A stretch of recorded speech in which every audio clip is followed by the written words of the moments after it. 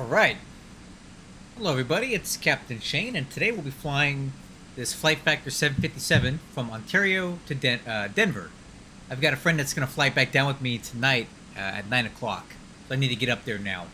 So, we're sitting on the ground here. I had a little issue with my IRUs not aligning, so I'm kind of waiting for these guys to come in here. I'm having some issues with them. Not really sure what the heck is going on with them. So, hopefully I can get that resolved. And you see what I'm saying? Like, it keeps giving me these errors here, so hopefully that's all we need. Anyway, let's go over the flight plan real quick. Should have that right here. We're going to be flying from Ontario and using the Sunshine 5 departure. Then we're using the J146 airway, and we're going to pick up the Ski 3 RNAV arrival into Denver. Here is the Sunshine 5. We'll be departing from runway 26 right to Dink, Pomona at or below 8,000, at or above 12,000 for Brook, at or above 14,000 for Livy, which we shouldn't have any issues making. Xbox at or above 17,000, and then up to our cruising altitude of 370. Alright, if we take a look at the flight plan here, cost index 76, we've got cruising out to 37,000, 22,500 pounds fuel aboard, and cargo weight is 63,500 pounds. Alright, now let's see if our IRU's aligned so we can get going here. I'm really hoping that they did. So if I go to nav,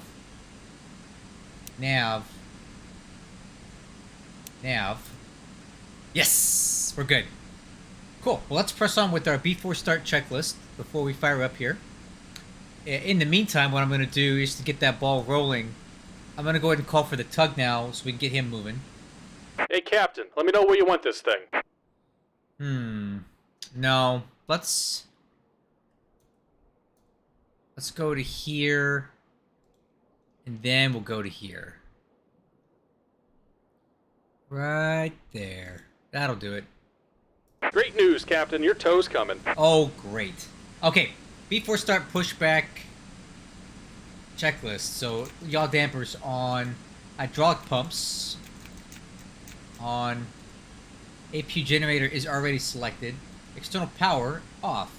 It's off. Generator control left and right on. Fuel. All pumps coming on right now. Okay, parking brake. Let's set that. And then let's remove all of our age. So ground, we're going to remove all. We'll chogs, age, anti-collision. Traffic, American 2261 is at gate 409. Cabin temp controllers. We're pushing back onto November 1, Ontario. Okay, we got some, All of the right, traffic looks like here. the doors and hatches are closed and we're ready to connect. Oh, I know. Hey, Nanny Ray, nice to see you. We're heading into Denver. That should be fun tonight.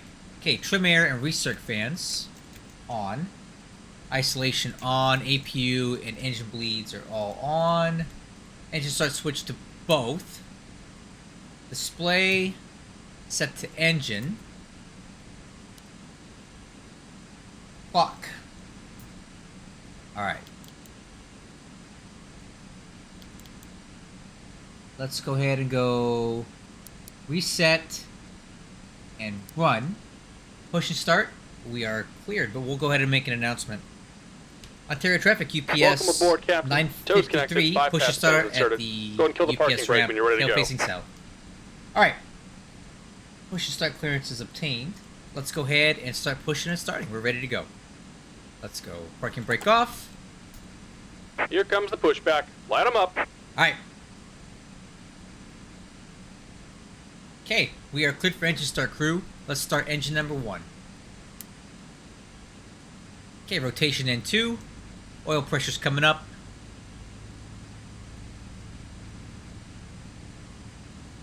20%, fuel on. EGT. Fuel flow.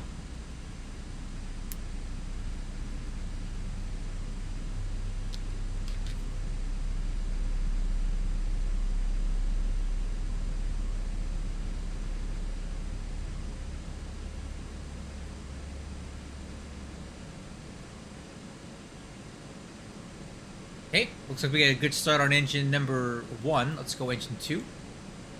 Start. Okay, and 2. Oil pressure. 20%. Let's go fuel on. EGT's coming up. And 1. Fuel flow.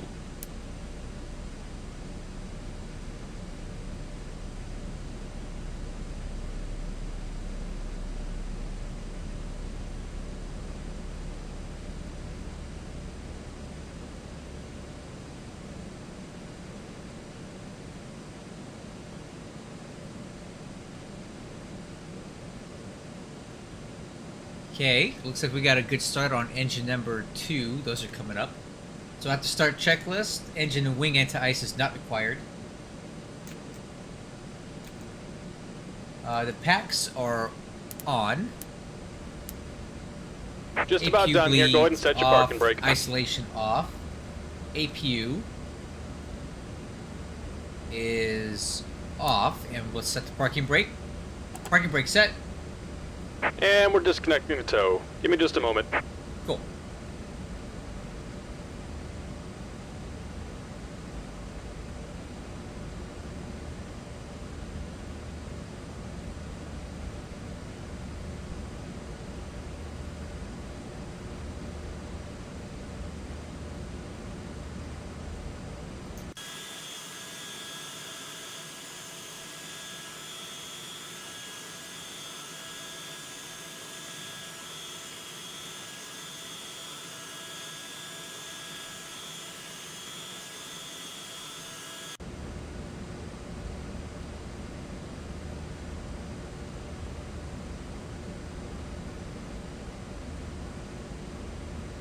And we're disconnected. Signal and pin on the right. Take it easy and have a safe flight.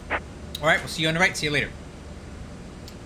Okay, so we'll be looking for the ground signal on the right. Let's press on with flaps and slats. Flaps 5 set.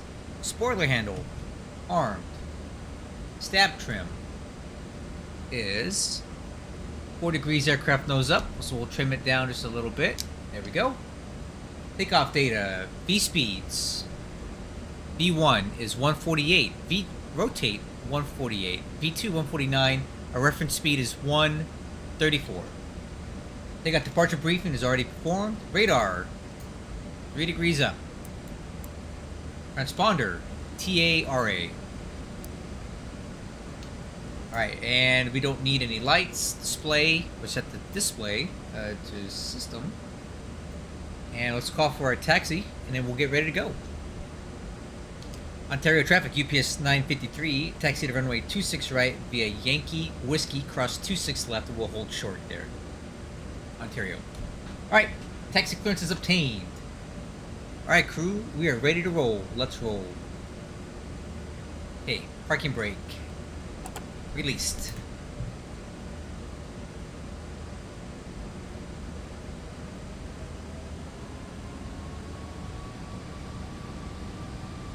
Alright, let's do some nozzle steering checks left.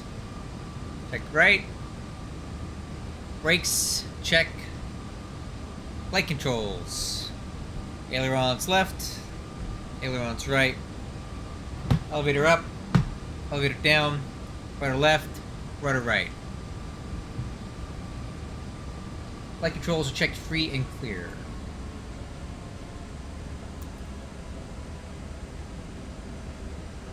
Ontario traffic, American 2661, sorry. We're taxiing to runway 26 right via November Whiskey, Ontario. Alright, there's the American Airlines A320 right over there by the main passenger terminals. Let's see if we can beat them there. I think we can. I want to take off first.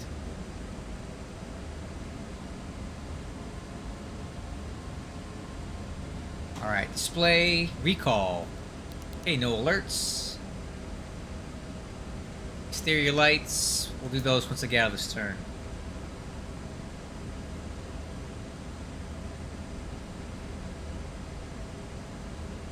Alright, clear on the left, clear on the right. Okay, exterior lights.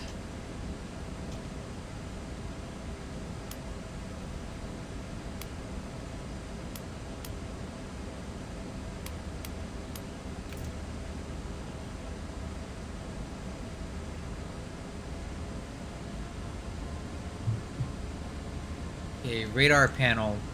I want to be on weather, and on the co-pilot side, we're gonna go terrain.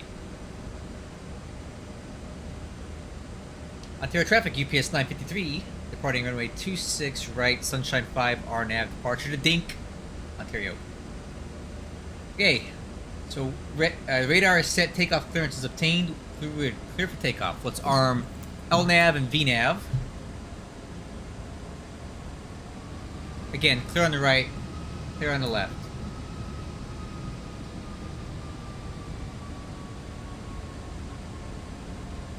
Alright, we'll go ahead and keep this rolling. Power's coming up. A little bit of a left quartering crosswind here. Let's go thrust, takeoff thrust.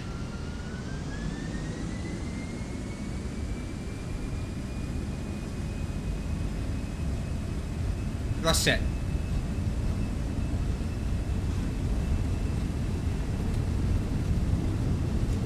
$80 knots, throttle hold.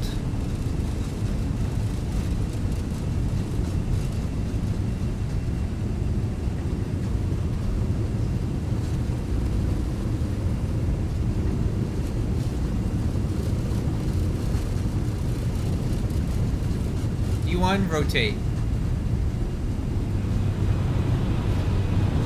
Positive rate, you're up.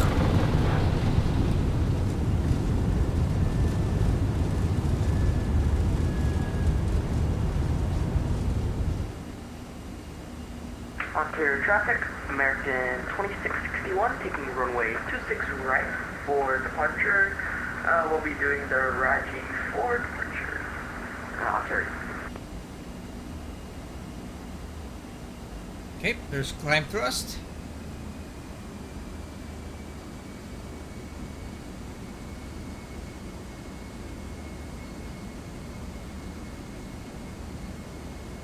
Let's go flaps 1.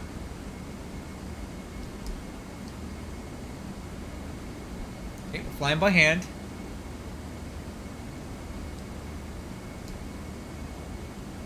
Putting in some trim, total nose heavy.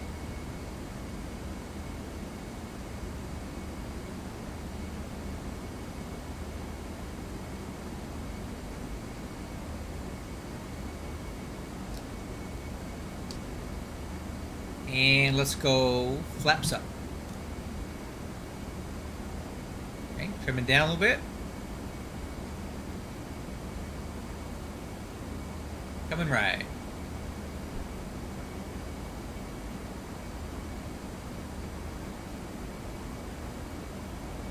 We're accelerating at 250 knots.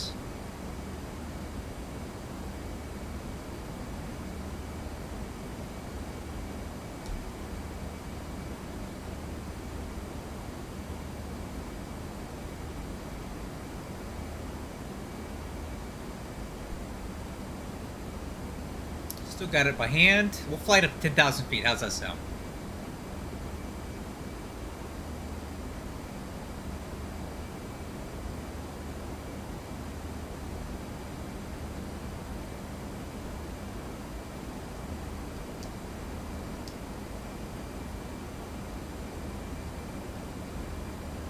Coming right. There's 250 knots. We'll do our best to hold that with pitch.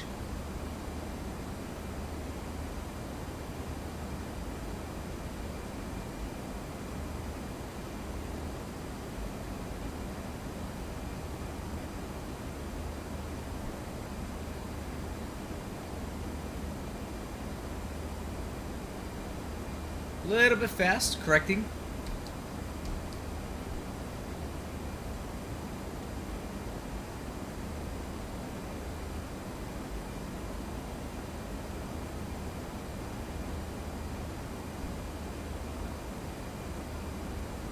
Man, this 757 flies so nice with my hand.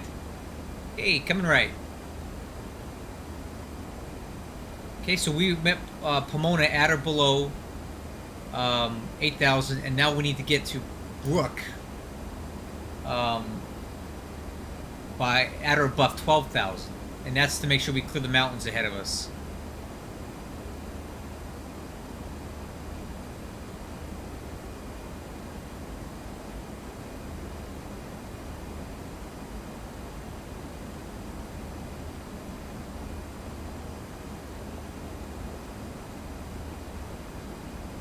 Alright, now we can go ahead and switch over to Unicom.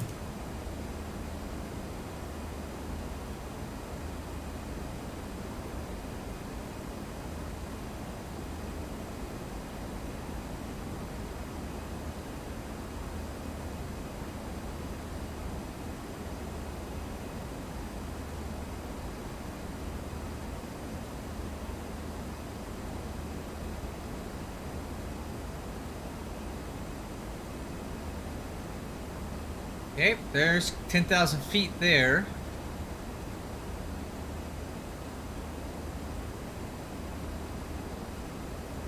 And we're gonna lower the nose just a little bit to pick up some speed. We don't want to lose too much speed here because we need to make sure we get to Brook at or above 2,000. Alright. I'll go ahead and I'll take it up to 12,000 and I'll let the autopilot take over. Okay, starting our turn to the right. San Gabriel Mountains, then right in front of us here.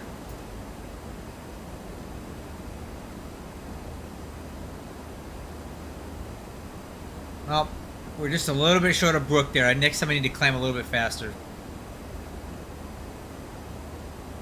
I think we'll be alright. Alright, I'll let the autopilot take over here. Command center.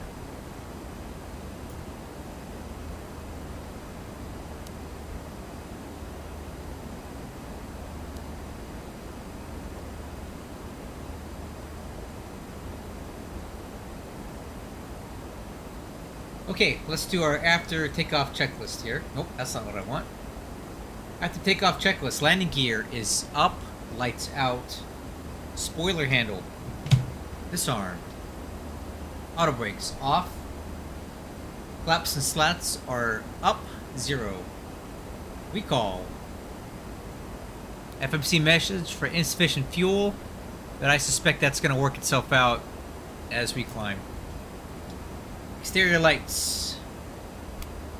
Runway turn off lights, landing lights are all off. Altimeters. Oh, we're going to go ahead and switch over now because we took off with 2992 and that's standard anyway. So we'll go ahead and go standard, standard, and we'll go ahead and do after takeoff checklist complete.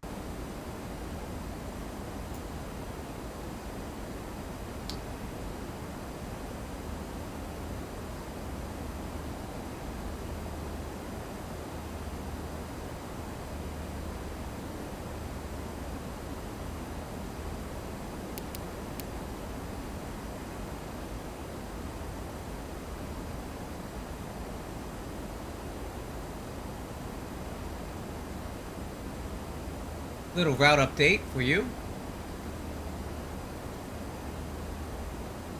So this is us taking off from Ontario, flying the aircraft by hand all the way up into about right here. The autopilot's got it climbing on the Sunshine 5 departure, and that will take us right over Las Vegas as we continue up to Denver. And currently there is ATC on at Denver, but who knows how long they're going to be there.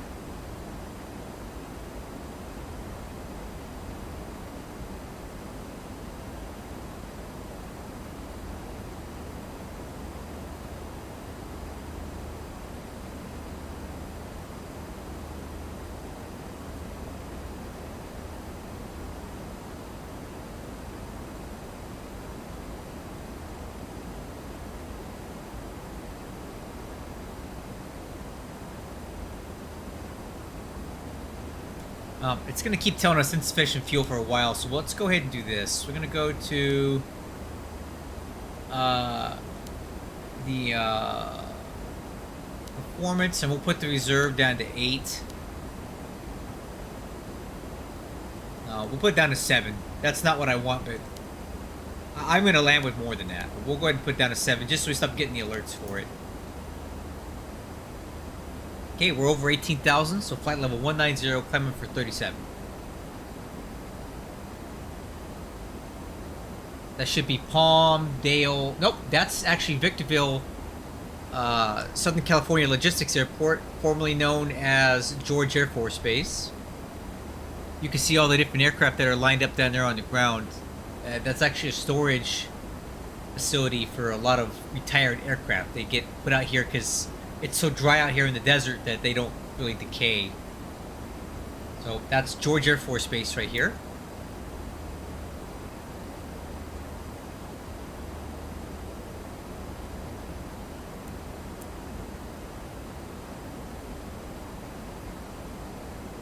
Turn some sound up a little bit.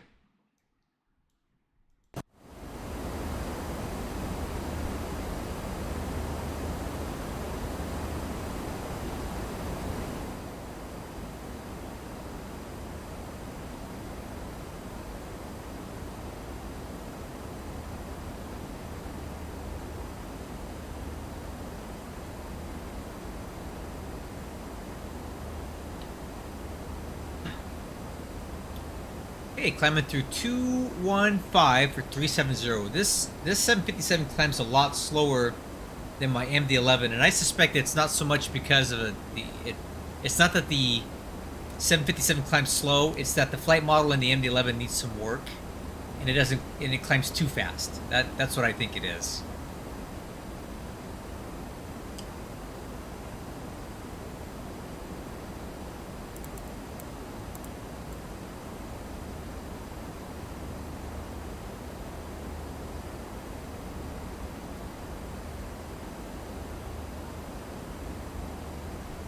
All right.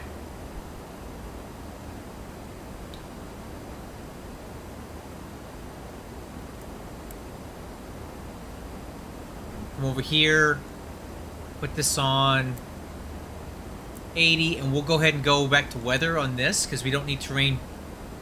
We don't need terrain anymore because we're way high. One aircraft on TCAS about 50 miles away. Let's take a look at that and see what it is. Alright, here, that's us. And that looks to be a American Airlines 777-300ER from Chicago to LAX. And then over here is this little guy. This is that little guy that was taken off after us. Now, I don't know what kind of turn that is. How does that even happen? How do you make a 90-degree turn in the air? Not sure what he's doing, but that's cool. I bet I know what it is. I bet he's flying Microsoft Flight Simulator. I'm just kidding. See, our turns are nice, round, and smooth, right? This reeks of Microsoft Flight Simulator right there. He literally took off, made an immediate left turn off the runway, and an immediate left turn again. Like, how does that even work? I don't know. I'll just worry about our own stuff, right?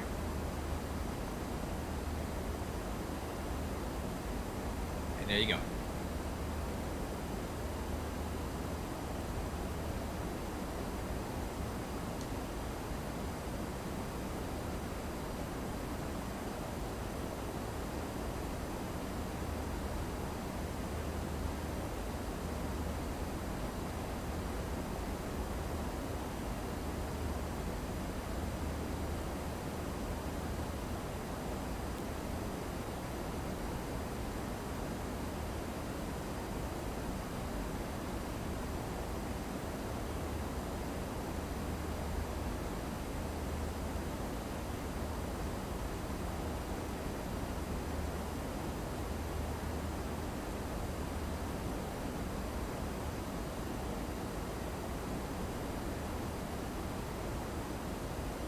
Okay, there's flight level 270, climbing to 370.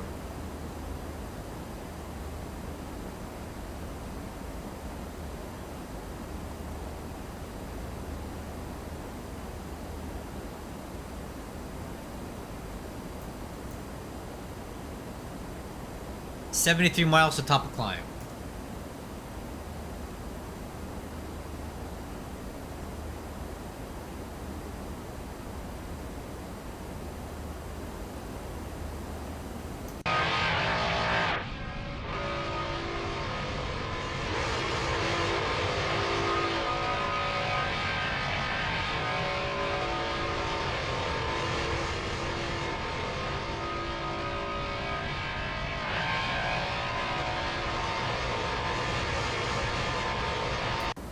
So if you guys look down, that's my hometown, right back there. That's Barstow, California. Flying over Barstow, that's where I'm from.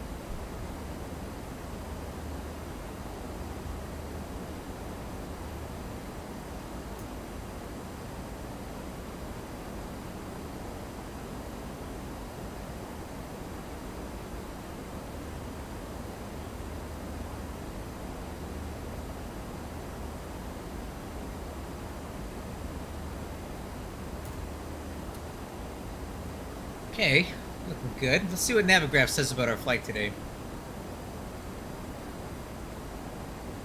So there we are over Daggett. That's Daggett Airport, Barstow Daggett. So there was Barstow right there, like I said.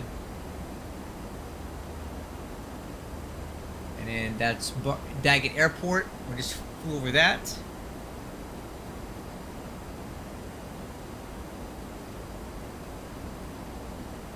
And then next stop's going to be Las Vegas.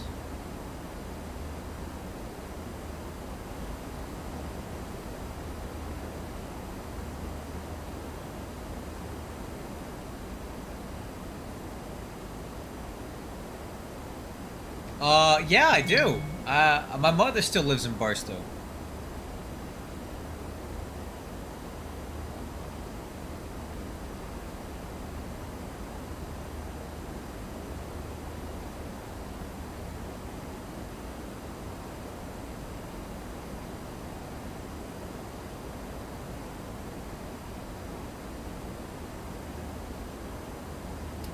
Let's turn on some music. Let's get some jams going in here.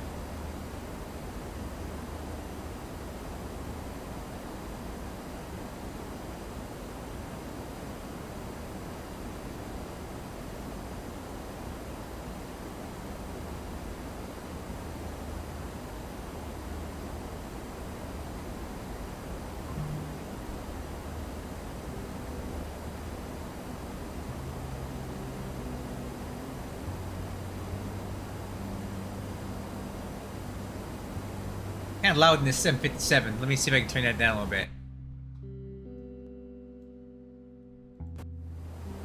There we go.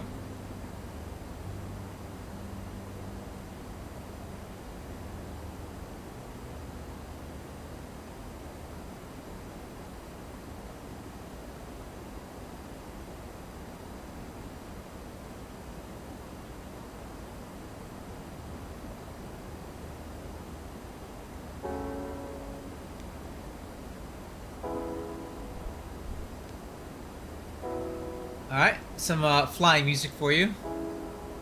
Hopefully you can hear it.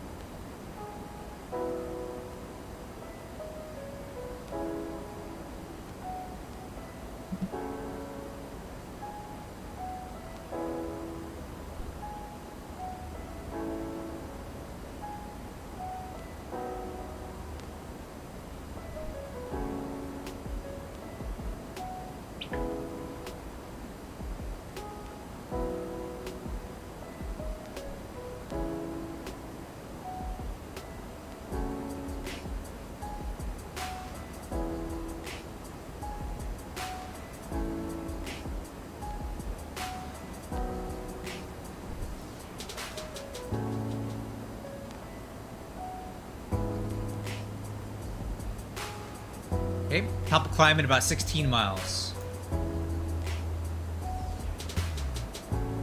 Yeah, some noise. Can pass the time.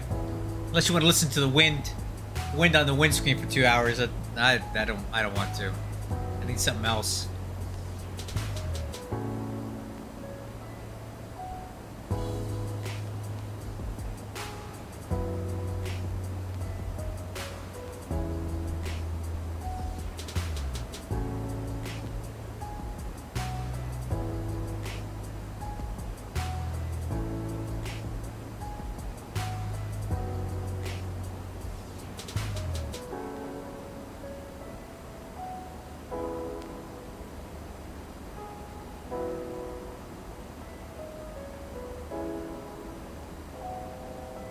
$1,000 to go.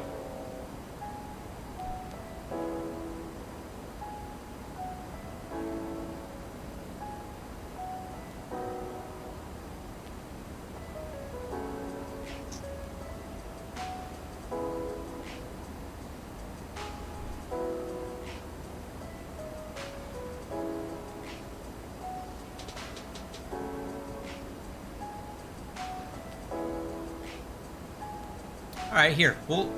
As we start to level off here, we can watch how the auto throttles will start pulling back the power as we capture the altitude. We'll watch all this go here.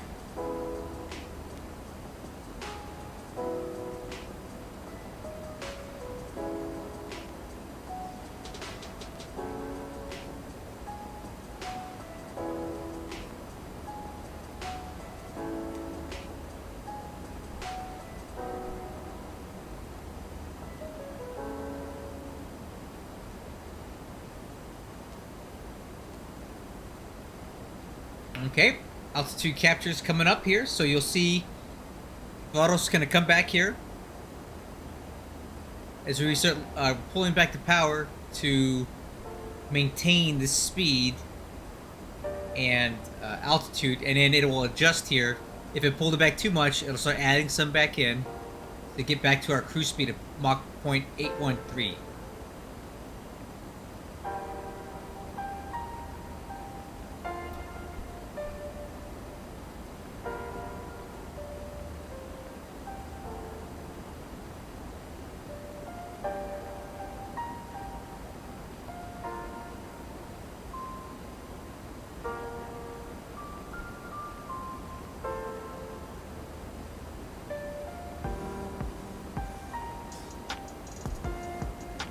And as we start capturing our speed, you'll see the auto throttle slowly starting to pull it back here.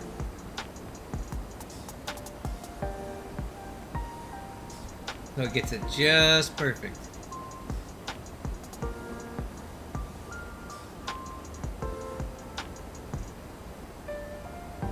Close enough. There we go. We are now cruising.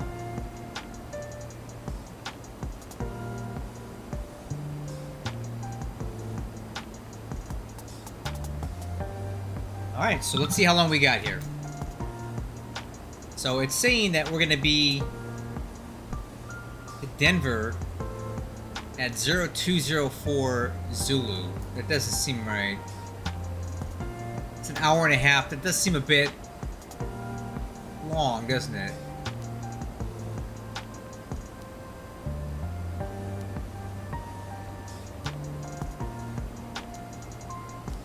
Oh, maybe it is.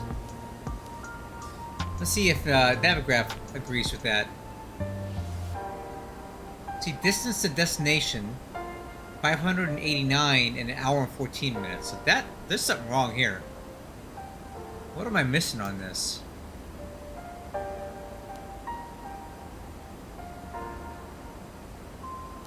Let's go to plan mode. Take a look at this.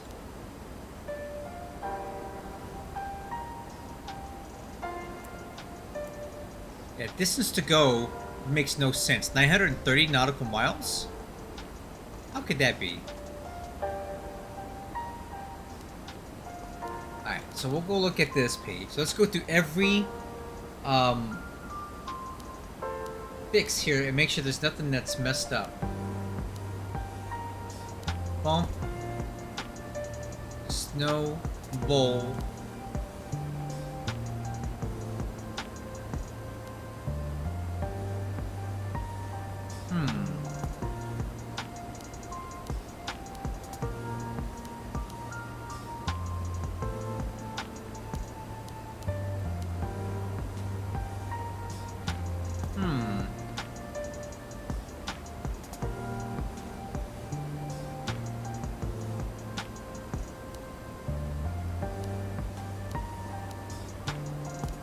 Yeah, none of that makes any sense.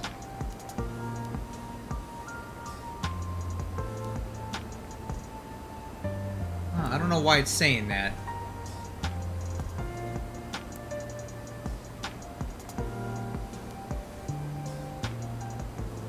Yeah, it says 920. Distance to go 920. That's clearly not correct.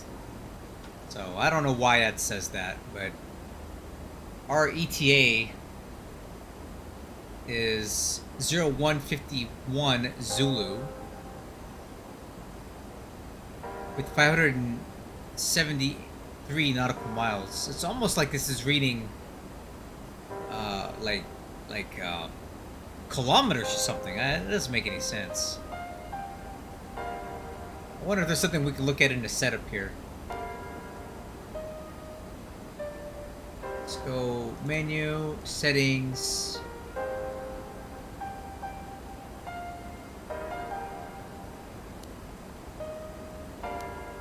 Maybe we need to use the performance improvement plan. I don't know. Whatever. We know how far it is. It's not 900 some odd miles.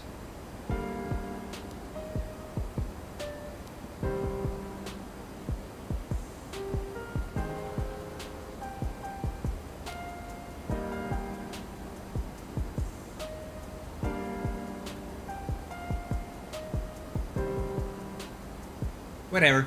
I'm not gonna lose any sleep over it. It's not a big deal. We know how far it is.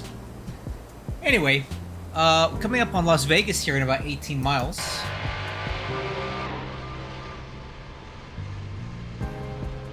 We should get a little good glimpse of that as we pass by. Look at that. Look at that's cool. Let me show you something. So that's the Luxor right there. Look at that beam of light coming out of the top of it. Isn't that cool? And then that's Las Vegas Airport, and you can see there's some aircraft there. There's Spirit, Southwest. Spirit and Southwest down on the ground there right now. And then there's the Strip. Look at all those casinos. Look at all those people losing money down there. Oh, and there's that crappy Stratosphere. I stayed there once and I'll never stay there again. What a gross... And this was 15 years ago that I stayed there, something like that. And I thought it was gross back then. I can't even imagine what it's like now.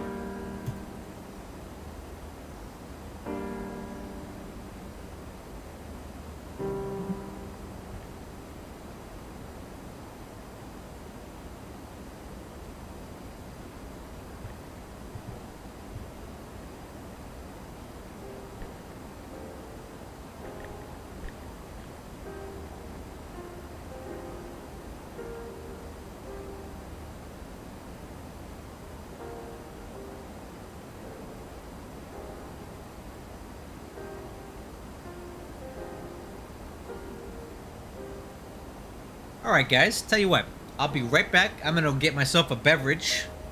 I get a little thirsty if you know what I'm saying. Wink wink.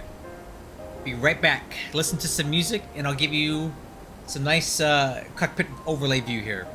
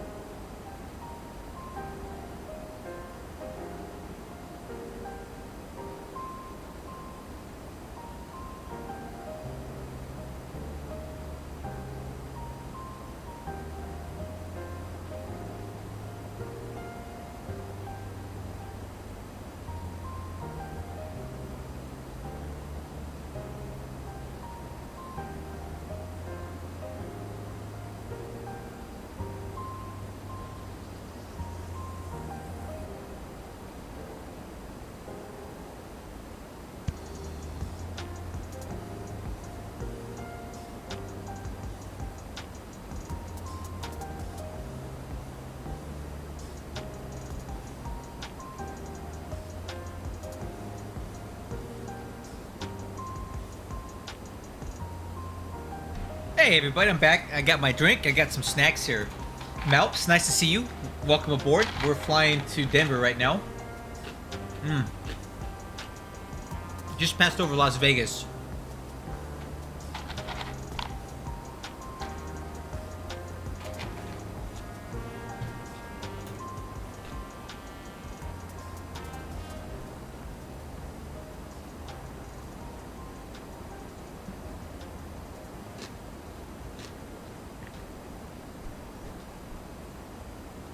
I'm having an adult beverage here because I'm a sim pilot, not a real pilot. It's 8 minutes from bottle to throttle, or once you're in the air, you can already have one. So, since we got some time here, let's see. And so far, I don't even have a top of descent yet. I'm gonna look at something on the UPS website.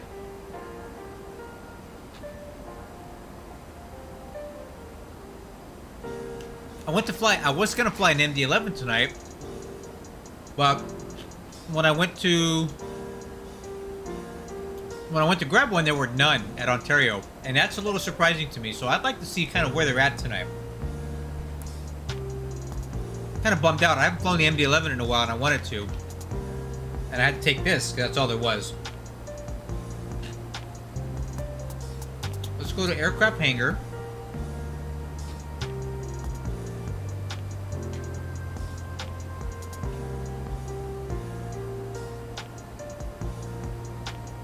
Let's find out who's been messing with my MD-11s here.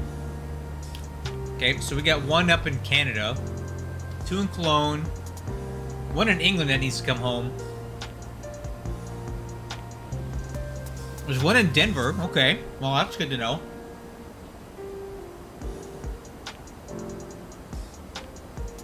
Oh, bad weather in Chicago. It's nice out here in California. A little hot.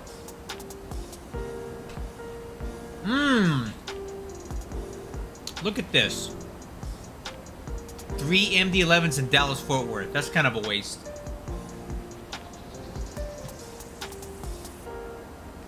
A couple of these are in Florida. There's 1 in Oakland.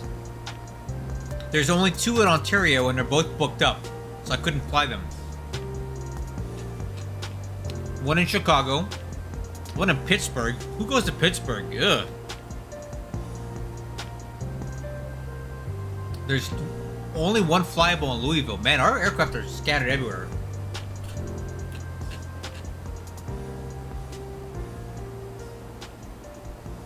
And this is kind of silly.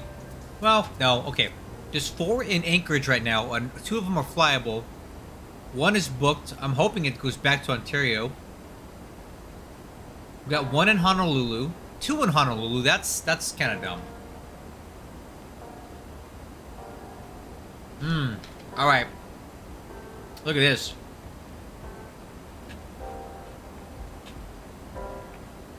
Okay, let's do this. Let's sort by last operated. So we have 2 of these things in Tokyo, which they need to be moved back. This one's there for 4 weeks. This one's there for 3 weeks. So we need to get over here soon to Tokyo and London Stansted and get these 3 aircraft relocated.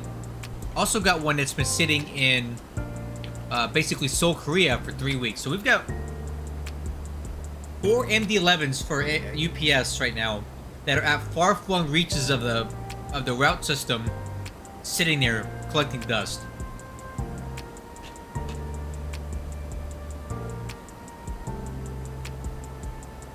We need to move those.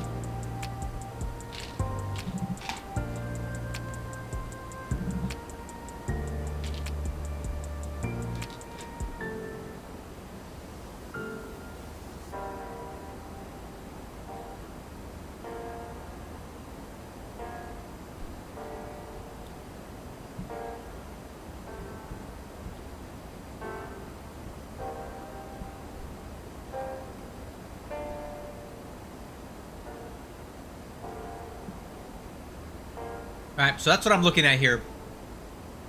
Too many MD-11s overseas sitting and collecting dust. So I gotta find a way to get these things home.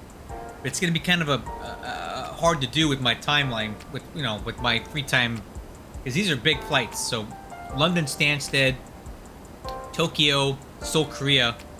I'm gonna need a lot of time to do this. So hopefully somebody else will do it before I do. But we have a lot of aircraft that need to be relocated.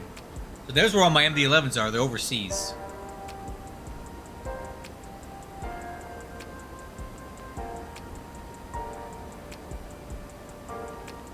It's 100 degrees in Chicago? It's 100 degrees in Chicago. I don't believe you. Let's find out. That seems crazy hot for there. Let's just take a look here. K-Ord. Let's see what the weather's like in K-Ord. Weather.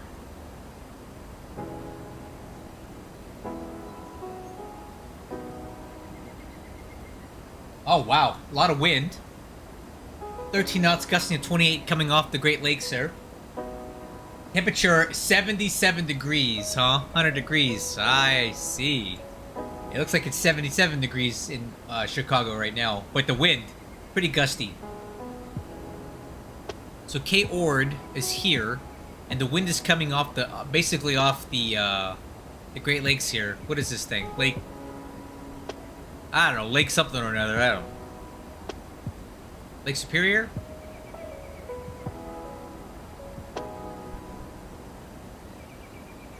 Yeah, well, you can relocate planes, but you gotta fly them yourself. So if I'm looking at the UPS website, right, and I'm seeing 4 MD-11s sitting in all over the place, I can jump seat over there and fly that plane back wherever I want to.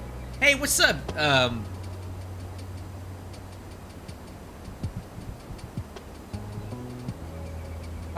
me know. What's up, Richard? I'm flying up to Denver right now to get you.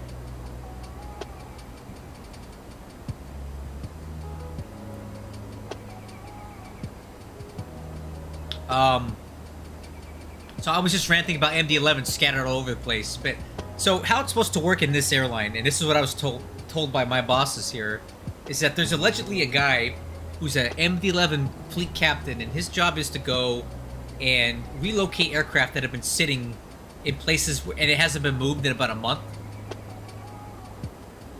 Now, they're not going to move stuff that like a major hub, Ontario, Louisville, Cologne. They're going to leave it there so because it has a higher chance of being flown from there.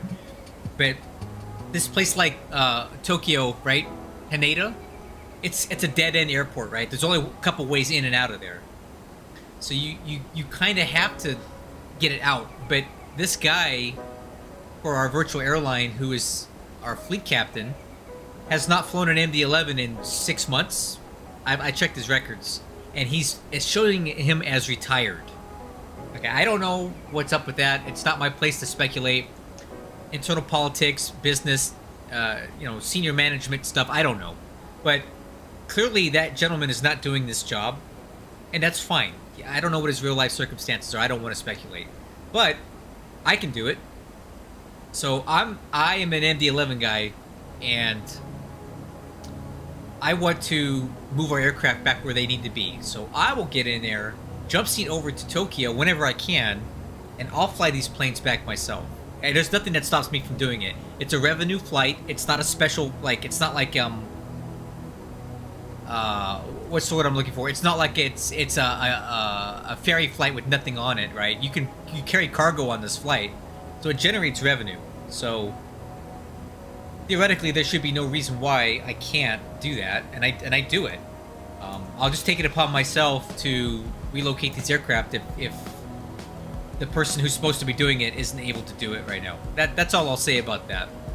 But it doesn't just have to be me. Any UPS virtual airline pilot can do this. There's nothing against the rules. There's nothing against the rules that stops a pilot who's, let's say, assigned to Rockford, right, Chicago Rockford, from jump seating over to Tokyo, right, and flying that plane home. It's perfectly fine. So I encourage everybody to look on the fleet tracker and find the planes you like, and if you don't like where they're at, relocate them by doing a revenue flight.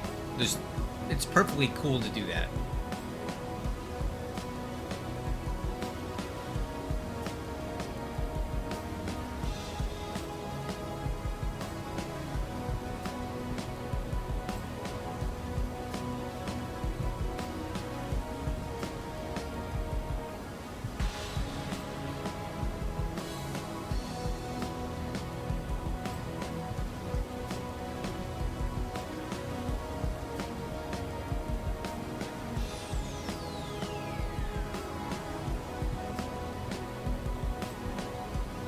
Anyway, I hope you.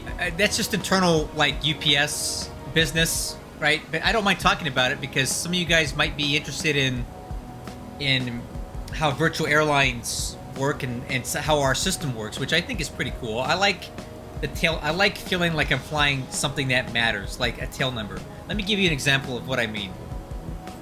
So let's look at the 757s, okay? I like feeling like I belong to one of these aircraft or something like that, or like I'm involved with it. So involved with it, that sounds kind of weird. Okay, not like in a relationship, but I feel like I like flying a real thing around.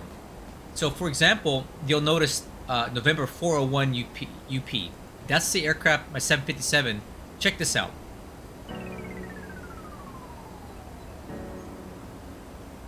Look at the aircraft history for this aircraft. Look who's been flying this thing for the last couple weeks, right? Since August 14th, I have been flying exclusively November 401 UP everywhere. So May they're back and forth a bunch. Reno, Phoenix, May there again. Denver and back, Denver and back.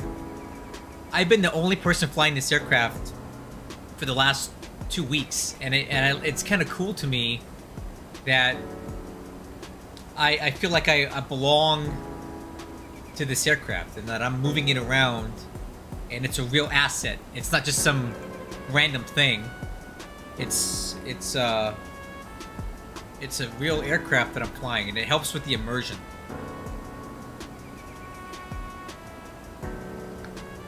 Alright, so Nanny Ray, I assume you're asking how do I get to Tokyo. Okay, I'll show you. Where's my thing? Okay, so if I wanted to fly to Tokyo, so in order for me to fly the MD-11 at Tokyo, I had to be my pilot, my virtual pilot, as it exists in our system. Victor Hugo Sciatti. Hello, I hope I said your name right. That sounds really cool. Is that an Italian name? It's a cool name.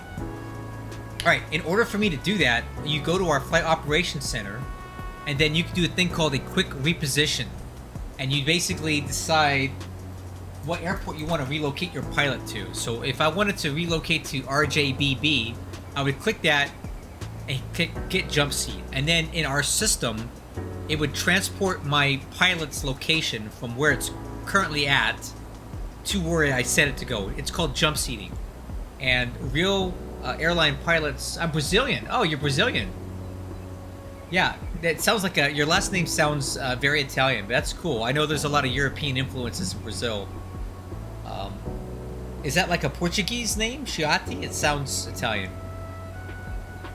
Anyway, yeah, so real airline pilots do this all the time. Most real airline pilots don't live at the airport that they typically fly out of because, you know, they may be based out of Chicago, but they live in California. So they will jump seat on behalf of other airlines where they have agreements. They can fly for free on one airline's, it doesn't have to be theirs, to Chicago, so they can fly their flight out of there. And most airlines have agreements with one another that they allow their pilots to do that. And if they don't,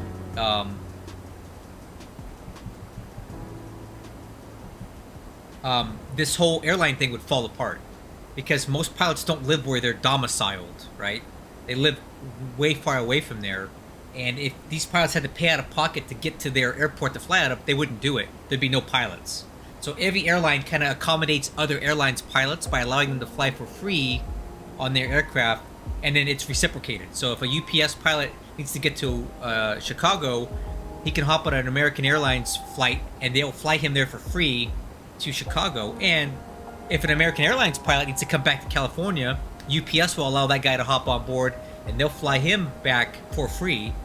That's how the whole thing works. Like, if they didn't do that, nobody would be able to fly, because it's not realistic for pilots to be able to relocate like that. So our system allows you to simulate that by having this quick reposition jump seat thing. It's just virtual. Yeah, correct. You understand. I'm not sure how much you understood of that stuff, but yeah, that's how we do it virtually. All right, Richard, I'll see you in Denver at 9 o'clock. I'll be waiting there, and we'll fly back. So S2 Grumman, if you see him in the chat, guys, is the guy that I'm actually flying to Denver for. So he's got an A300, Airbus A300 parked there, and he's gonna fly it back to Ontario tonight at 9 o'clock. That's when he gets off work. So I'm flying my 757 up there, and I'm gonna leave it there, and then I'm going to take an MD-11 back home tonight, because there's an MD-11 at Denver, last I checked. And then I'll leave this 757 parked at Denver for a rainy day, for me to fly it back someday, or for another one of our UPS pilots who wants to fly out of Denver to have an aircraft to fly. It could sit there for weeks. We have plenty of 757s. They're not a finite commodity like the MD-11 is. So let's actually check that, because I would really like to fly an MD-11 back home. Let's see if we got one there. So let's go to the fleet hangar, and we'll check on MD-11s. K Denver, yep. So November 259 UP is sitting at Denver, and unless nobody gets to it before I do tonight, I can take that back to Ontario. And let's see, the last person to fly this was a guy named Christopher Lohman, who is Ontario-based pilot, and he flew November 259 UP.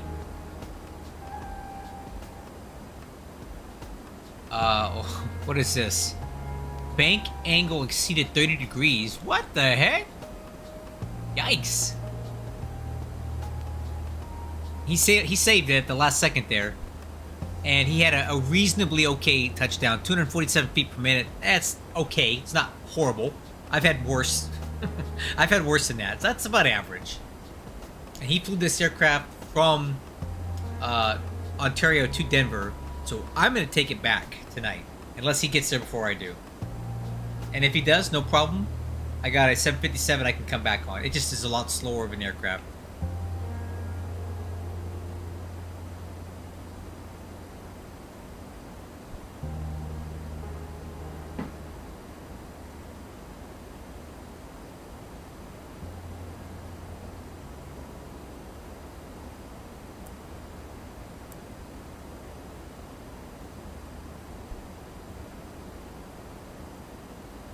Hope you all enjoyed the little behind the scenes of how this virtual airline stuff works.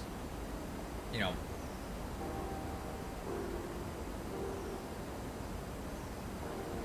mean, we got to kill some time anyway. We're just kind of cruising over the where are we at? Let's take a look. Where are we at? We are over Utah, southern Utah, northern Arizona. So about halfway there.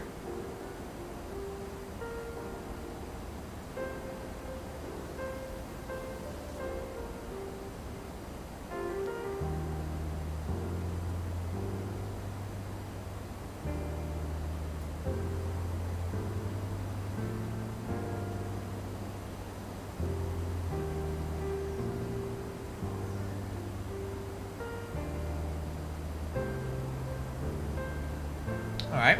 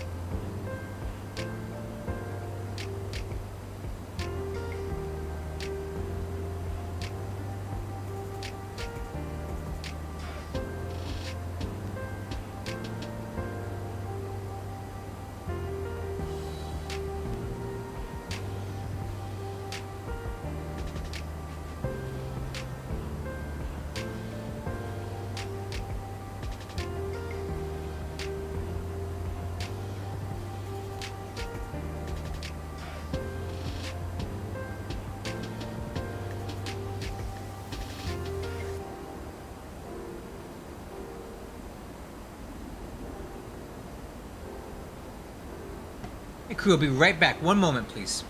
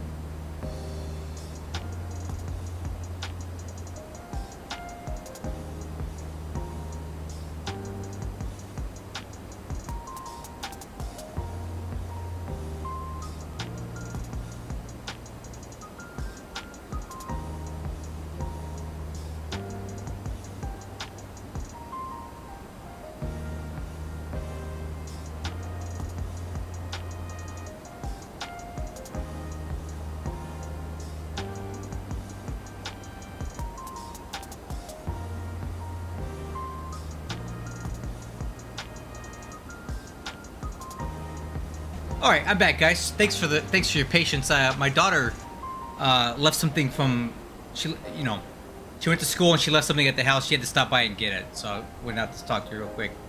Let me see. Let me catch up at. Nanny Ray, you asked where we're at right now. We are currently, if we take a look, we are over southern Utah. So Boulder, Colorado is here. So we're about 50, 60 miles south of Boulder, Colorado. A little more than halfway to Denver right now. Okay, and then Victor, you said it's really different from Brazil. Here our pilots always return back to the same city and end on their shift. Oh, okay. What about the ones that fly internationally, though, right? So, Victor, some of you guys don't come home on the same day. They may fly from, like, Rio de Janeiro to Paris and back. So, the United States is a huge country. It's geographically massive, right? It's 3,000 miles from California to the East Coast. So we have airports all over the place, and cost of living in the United States is a big problem. So you may be based, like, you may have gotten hired to fly out of Chicago, but you can't afford to live in Chicago. You got to live in a city that's a lot cheaper. So in order to make all that work, they allow these pilots to fly around on behalf of other airlines. And it's just an agreement that they all have to make that work.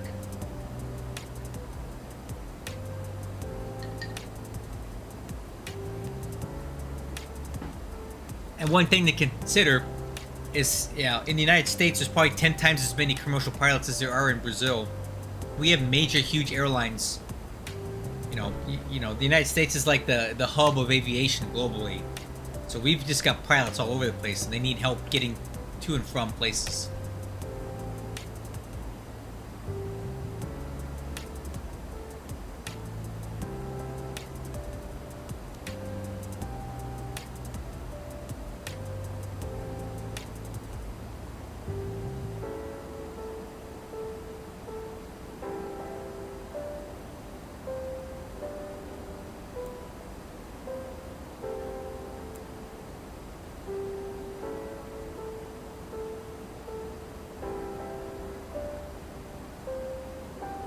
Yeah, I get that.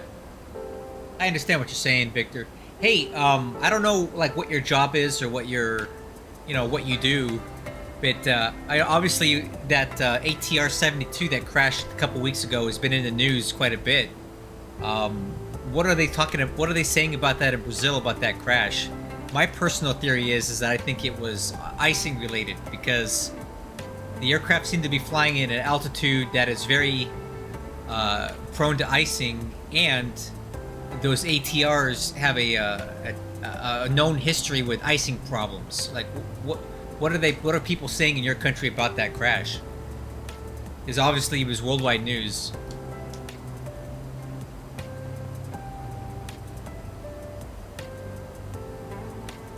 Oh, that's cool. See some canyons up here. Do you guys see that? There's a bunch of canyons.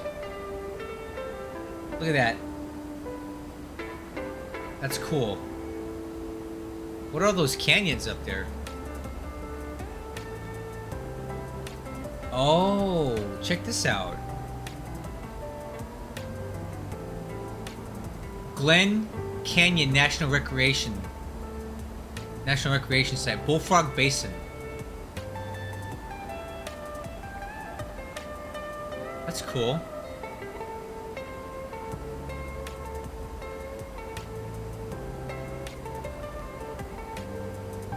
Oh, the voice trend. Oh, I didn't know that, Victor. That's news to me. The voice transcripts were leaked. Wow.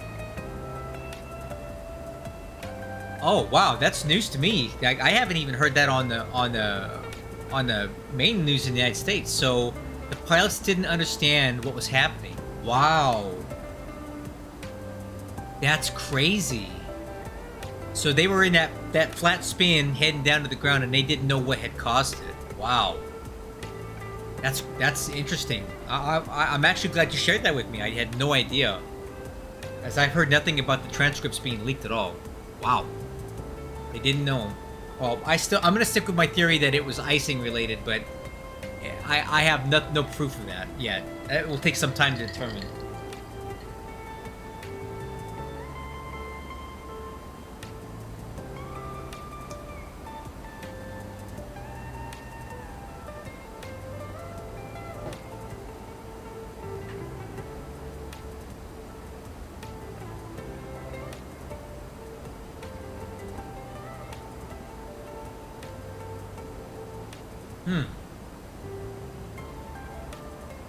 Yeah, that did make it to our news. Not that I'm aware of. Well, here, you know what? Let's check that. I have this website called avherald.com. It is the best source for updates on any kind of aviation incident that's like commercial.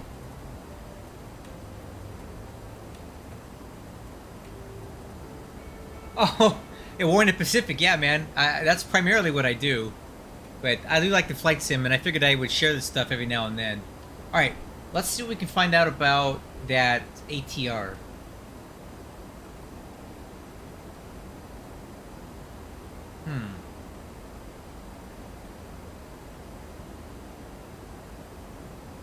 Next. Here it is. The Vopass ATR 72.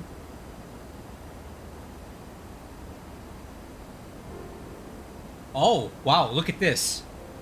On August 12th, Brazilian media reported that the aircraft had been in trouble ever since March 11th, 2024, when it suffered a tail strike receiving structural damage. After its return to service 4 months later and 1 month prior to the crash, passengers complained about the air conditioning system not working with incredible heat on board. Whoa.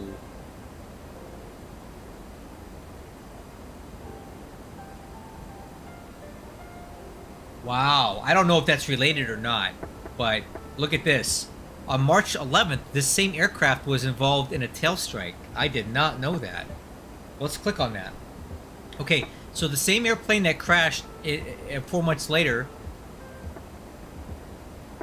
it received a hydraulic low quantity indication, tail count and runway surface.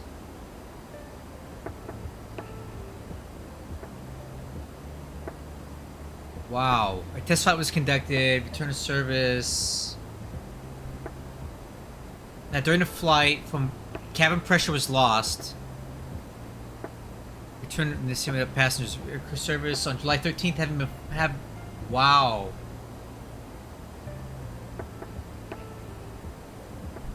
Wow. There's something else going on here then. So this aircraft had a tail strike with structural damage, and there was related issues with the air pressure, the cabin pressurization, and the air conditioning system after that. So I have no idea if those things are related or not. They could be, they could not be. I can't see how it was related, because if there was like a, let's say there was a cabin pressurization, or let's say they had a sudden decompression, right? An explosive decompression due to like the failure of a repair back there from the tail strike. We would have seen something. Like the plane looked fully intact as it was coming down. So I don't know, but it's definitely interesting that this same aircraft that crashed had an incident 4 months prior that caused a lot of damage to it. So again, who's to say if that's related or not?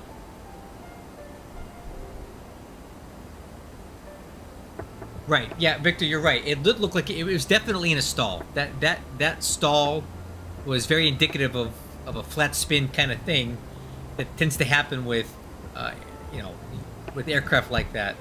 And the engines were running at full power all the way down. But it's interesting that there's at least some other occurrences of something wrong with this airplane at a different date. I'm quite sure that the investigation will look at that very carefully, because that's obviously noteworthy. But who knows if it was. I'm sticking by my theory that it was icing related, given that there was icing in the area, the altitude they were flying at, and the ATR-72's known history with icing related problems. It all kind of adds up to suggest that that was what initiated all of that to occur. But again, I'm speculating.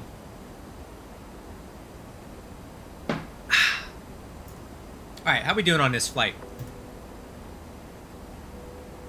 Okay, top of descent is finally populated. So in 165 nautical miles, 0139 Zulu, which is about 21 minutes from now, we'll be starting our descent into Denver. One thing I'd like to do while we have the time is let's take a look. We were talking about flying to Tokyo earlier, right? Let's see what that looks like. So, let's say I do want to fly that Tokyo route back to, and it had to go to Anchorage. Let's see what that would be. So, RJBB.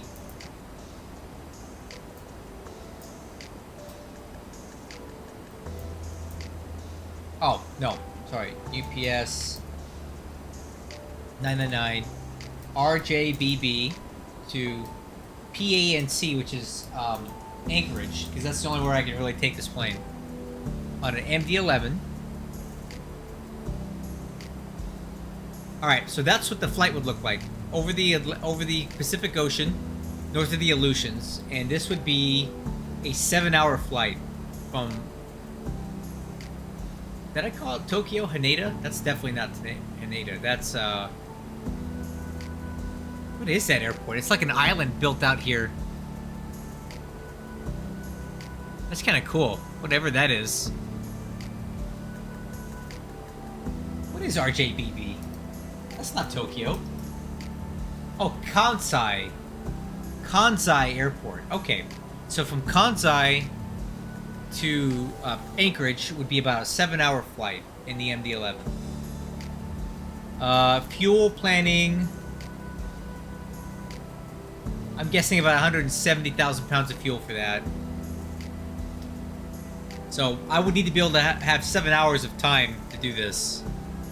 And then from Anchorage, we could fly it back to Ontario, which is about 5 hours.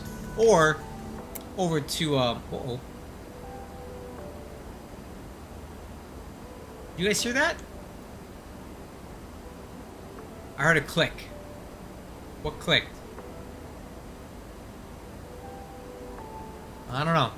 Everything seems okay. Alright. About 7 hours to fly from Kansai back down to Anchorage.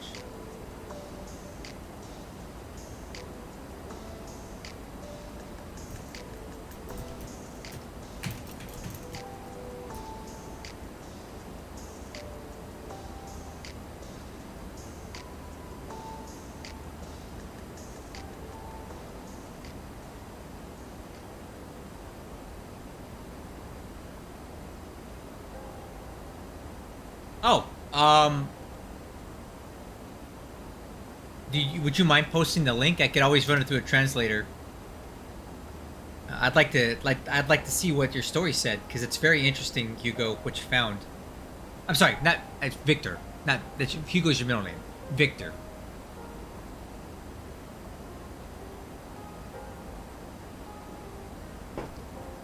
Yeah, post it here. I can run a translator to it later. Okay, got aircraft on TCAS about 80 miles to the left. Let's see what that is.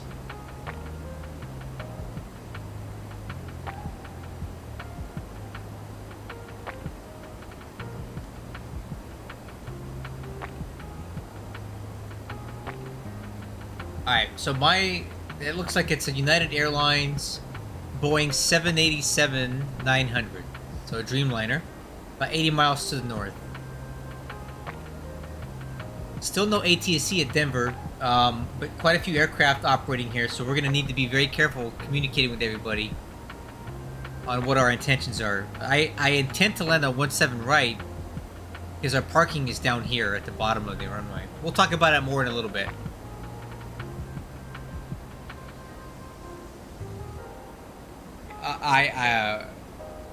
Victor, I believe that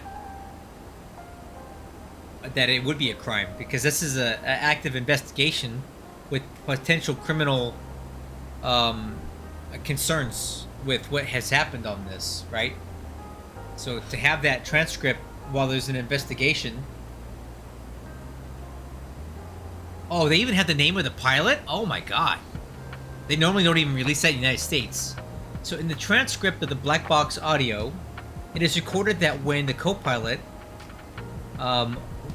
Humberto de Campos Alencar, wow, that's a long name, noticed the loss of lift of the aircraft. He asked the pilot what was happening. Boy, that sounds like icing to me. But how they didn't know that they were accumulating ice on the aircraft, that seems hard to imagine. There's warnings and such on the plane that let you know that. Noticed the loss of lift of the aircraft. He asked what was happening. Okay.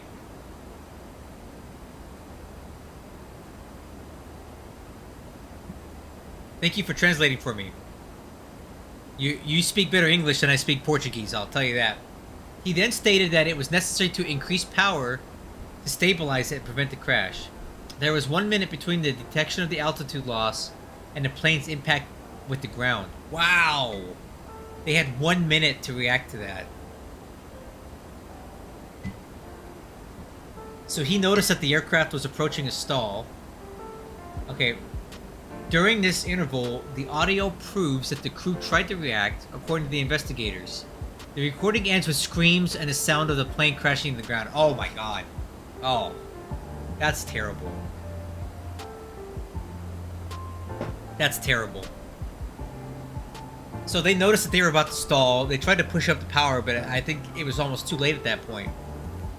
The aircraft must have stalled, and because of maybe the T-tail arrangement of the ATR, it got itself into some sort of deep stall, which turned into a flat spin, and they just could not recover it. That's crazy.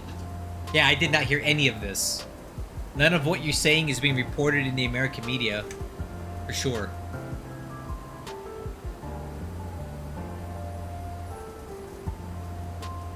Wow.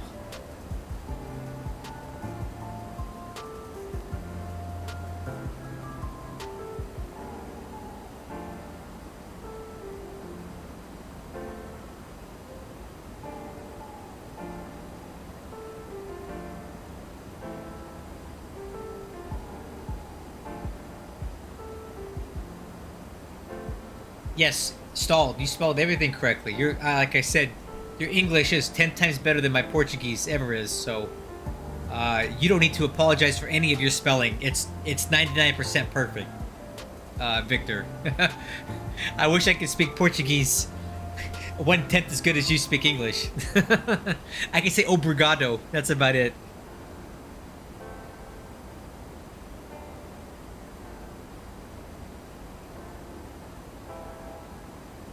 Yeah, 1 minute of terror is right. So, I don't. Yeah, I'm not an expert on how on flat spins and those types of aircraft, but I would think, I had a theory, and I have no idea if it would help or not. But I noticed that the plane was spinning to the left.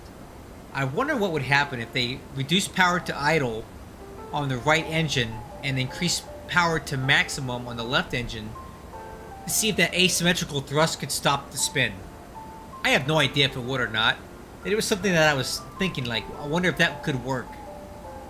I'm sure in that moment of terror they're in with the G-forces and the spinning, they were completely bewildered and just were not able to really think straight with all that going on. But I wonder if that is a possibility, like maybe going idle on the engine opposite of the spin, or that's going in the direction of spin. Yeah, 1 minute, and they were. One thing you have to remember, at the way they were spinning, there was a lot of gyroscopic forces and G forces, maybe pinning them down where they couldn't move. They may not have been able to really react to that. Like, it's very terrifying to be spinning that quickly. I don't even know what they could have done. Like, I don't want to speculate on that. I'm not well versed enough on that sort of aircraft to know. What I do know is that you typically don't want to enter that sort of a spin in a big airplane like that, because if you get to that point, it's too late. It's like if your plane is already in a flat spin, it's too late already. Like, you should have done things to prevent that getting to that point. And I'm not saying that they even could have. We don't know. I'm not blaming the pilots necessarily for that, but it's kind of too late at that point if you're spinning already. So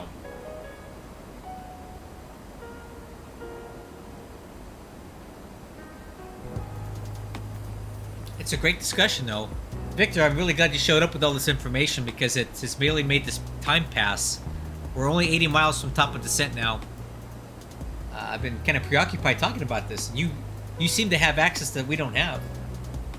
Oh, the preliminary report is to be released in 3 weeks. Well, that will give us some good initial information.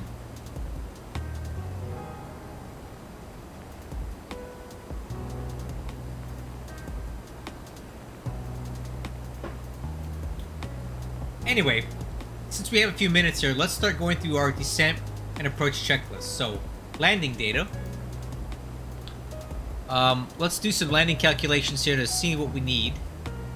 So the first thing I'm going to do is bring up the airport diagram. So we're landing on runway 17 right at Denver, and we're going to be using the ILS 17 right with the hoop transition. And we may actually elect to do a visual once we get here, but I'm going to put that in for now. So, ILS 17 right, that's a 12,000 foot runway, and the cargo ramp is all the way down here at the bottom. So what we plan to do here is, as we land on 17 right, I'm going to use auto brakes minimum just to establish the stick. And we're going to go reverse idle, and we're just going to go reverse idle, and we're going to do it all the way down to the bottom of the runway. And we're going to look to exit at Mach 2.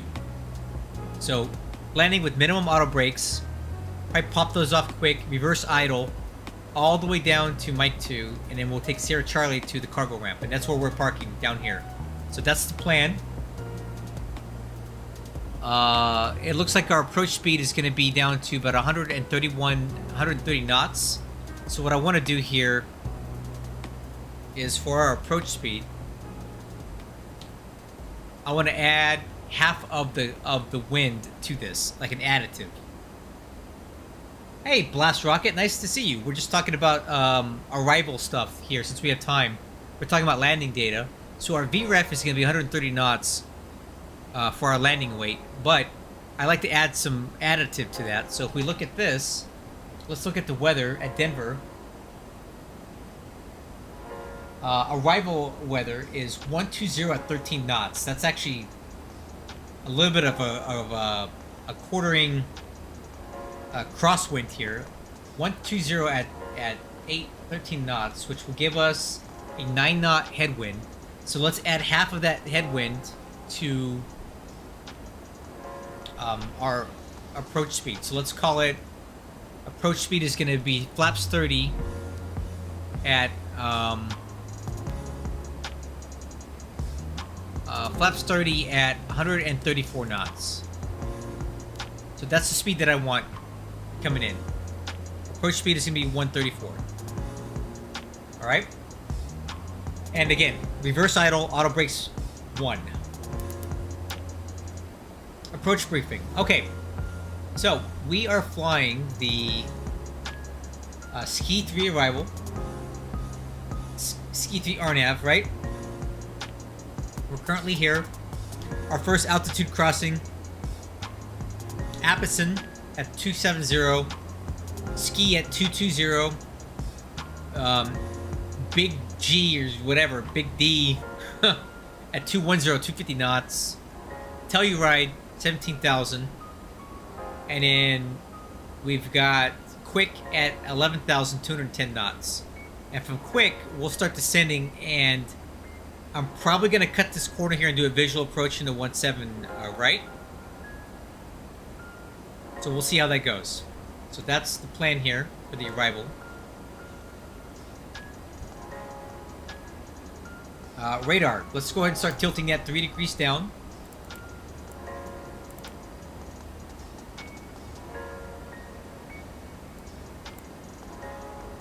So we can see what kind of weather we're getting into.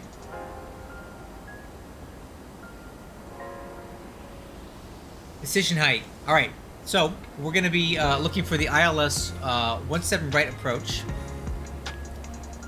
So let's take a look at that.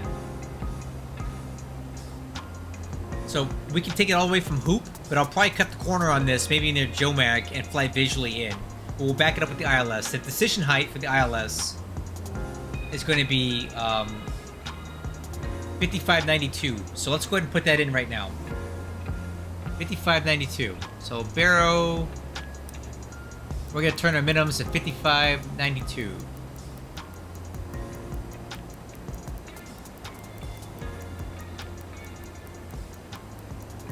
$55.92. Wow, it's a high altitude airport, right?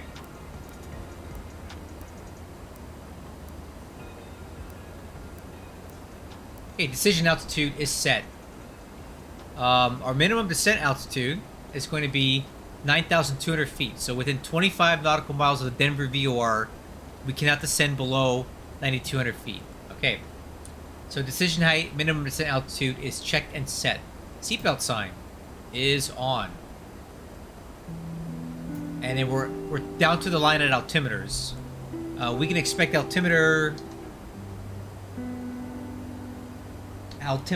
is going to be 3020. Expect ILS RNAV or visual approach 17 right.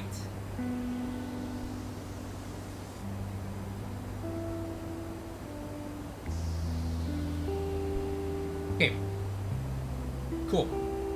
3020. So what I'm going to do so I don't forget, I'm going to put that on a standby right now so I remember what it is for later. We'll keep the primary on standard. Actually, what we can do is pre-program the altimeter to 3020. And then it'll stay standard until we click the standard button. And then we'll switch in there. So I think I'm going to go ahead and configure the terrain radar over here. So typically how I run this is the pilot flying, which is me, will have weather radar on the left and terrain radar on the right.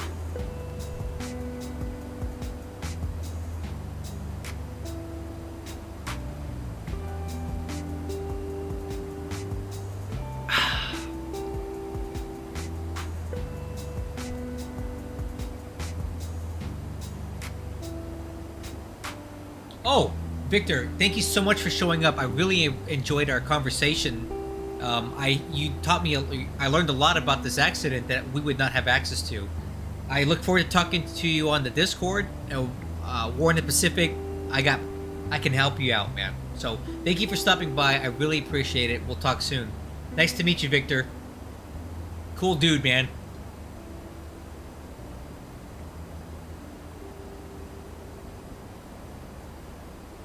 Okay, we got an FMC message. Reset MCP altitude. So, that means that we're getting close to our top of descent, so we need to take this and set it down a bit further. So we'll set it down to 10,000 feet.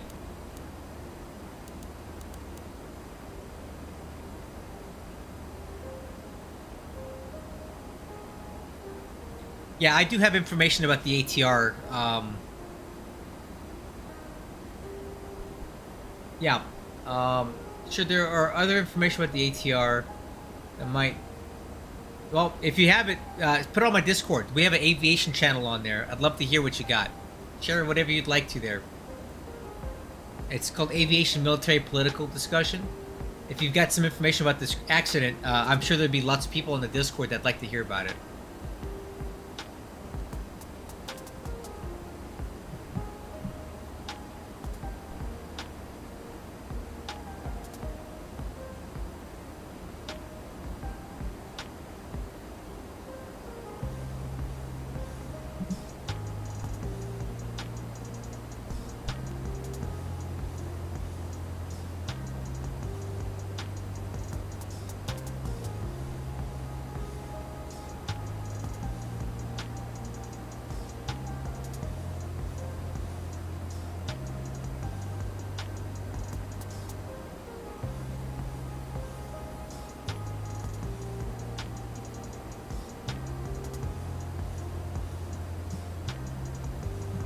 Well, I appreciate you watching, man.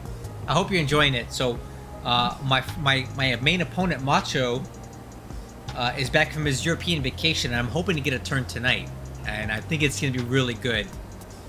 I think we're about to have a huge battle. So keep watching the videos. You'll see it in a few days. And you're not weird. Everybody else is weird because they're not watching. Remember that. You're the one that's not weird.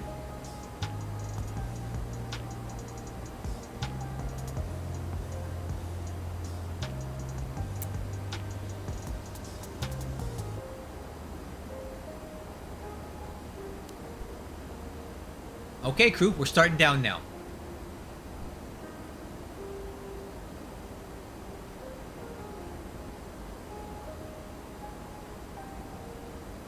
Alright, we are now in descent. Be right back.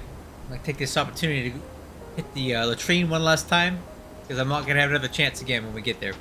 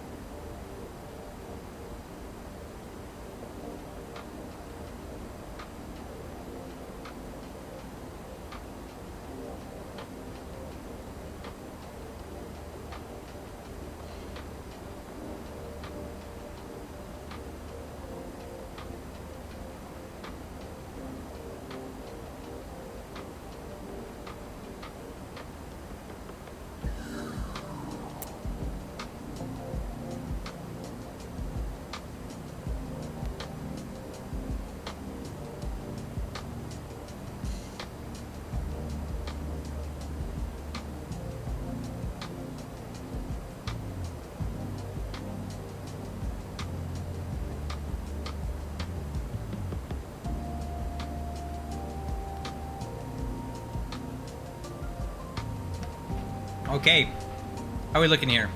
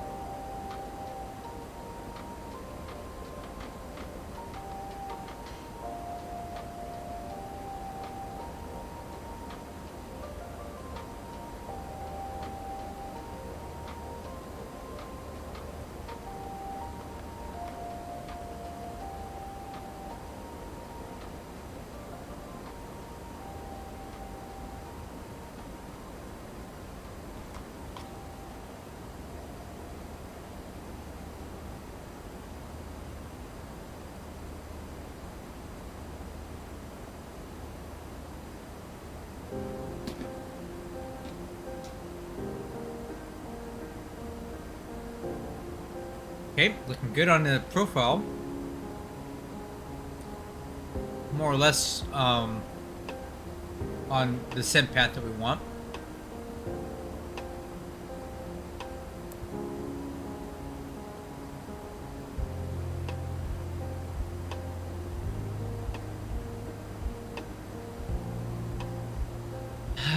Okay.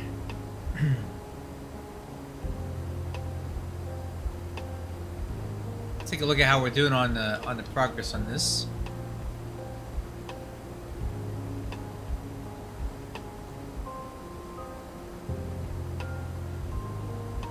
Oops, wrong button. That's what we want. So we're crossing ski.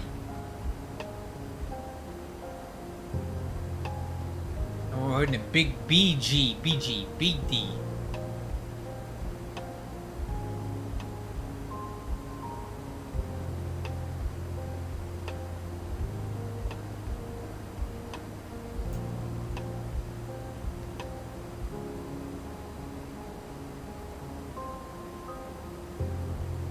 Drag required. Okay.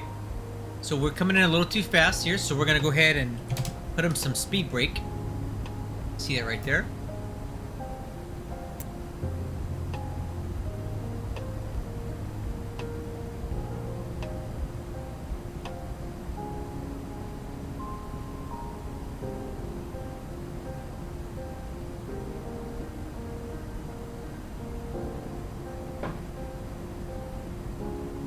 Okay, I'm taking speed brake out.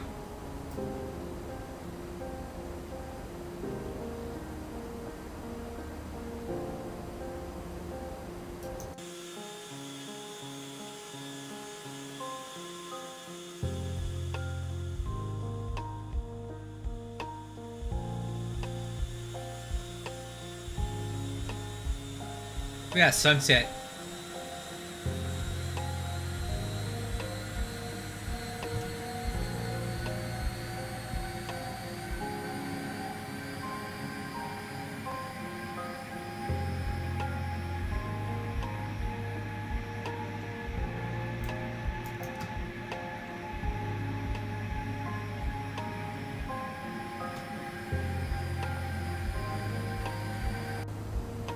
Wow, I like the reflections in here.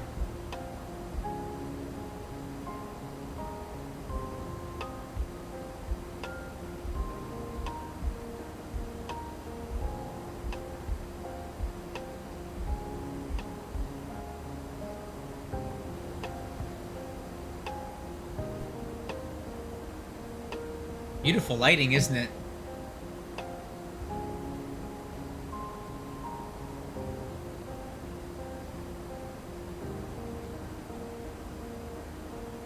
Alright, I'm gonna put some more speed brake in here.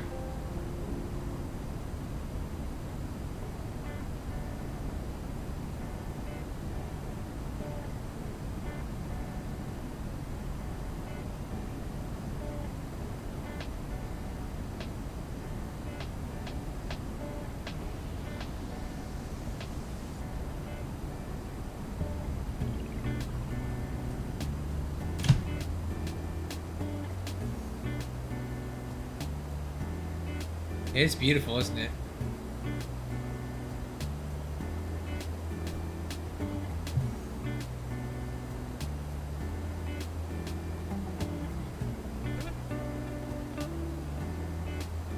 So it looks like there's only one aircraft there. And he just landed, so we shouldn't have too much traffic to worry about. Although, what the heck was this? It looks like he went around or something. Wow. Well, that's us over here.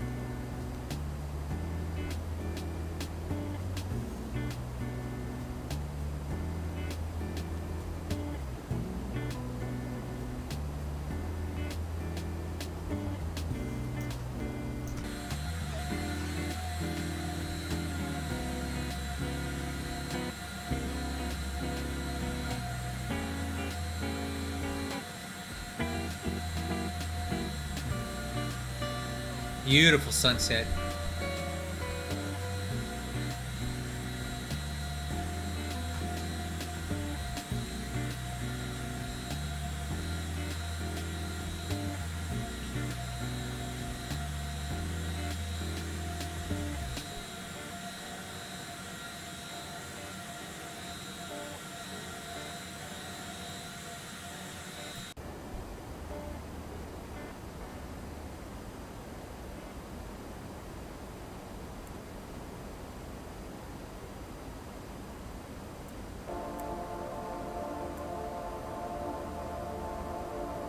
Alright, I think I'm gonna kill the music now so we can start focusing on flying.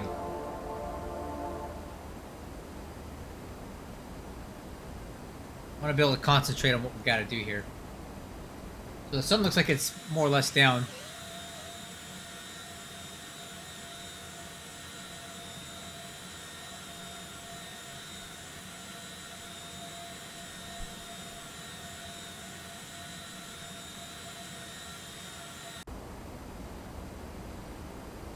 Okay, Denver Airport off to our 10 o'clock low. And it looks like we've got a single United Airlines aircraft on the ground.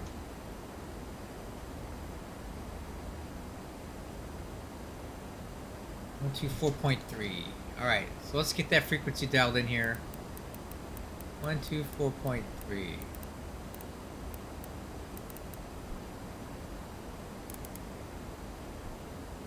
We'll swap over to that now. Alright, altimeter standard. So let's go altimeters 3020 and 3020. Okay, altimeters are set. Down to exterior lights.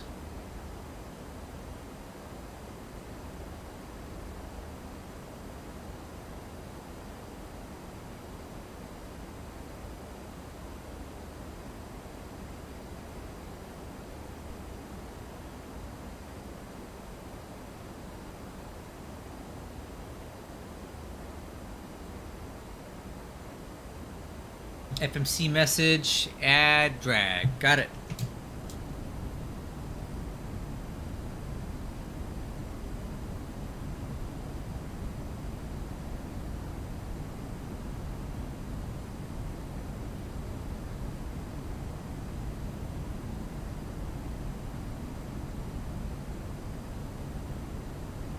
Alright, speed brake track.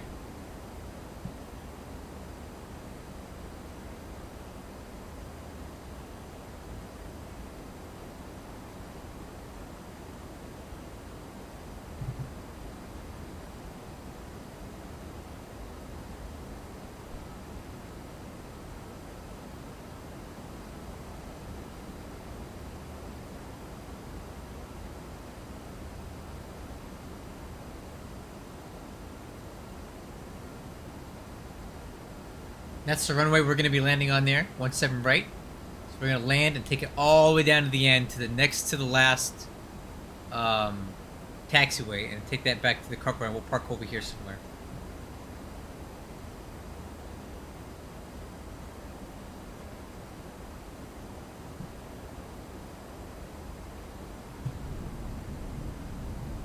Okay, add some drag.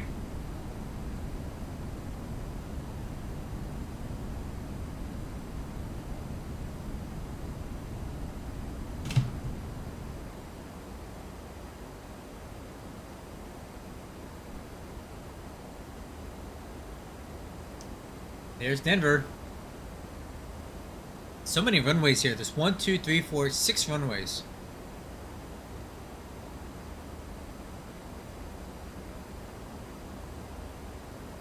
And just a single Boeing 777 on the ground right now.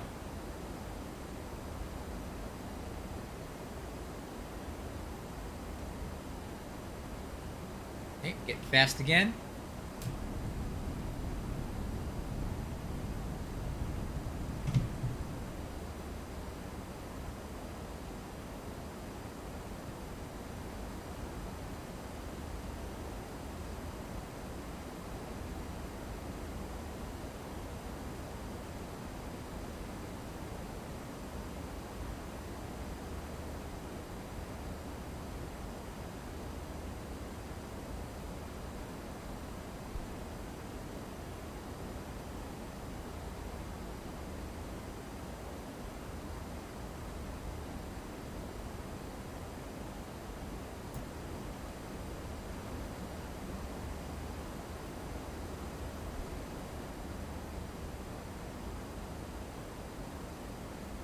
Alright, let's get the ILS frequency dialed in here. Alright, so far our runway, it's 108.5, 173. So 108, and that's one thing about this aircraft that is interesting. You have to do this manually. On the MD-11, it's all automatic, but hey, whatever.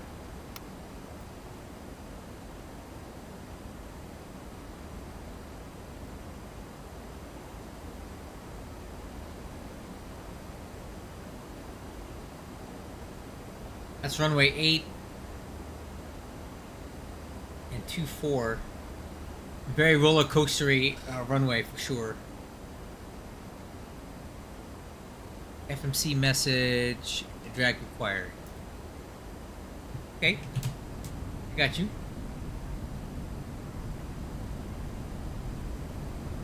And then our runway, once again, is going to be this one right over here. Let's go ahead and get the exterior lights on now, so I don't have to worry about it later.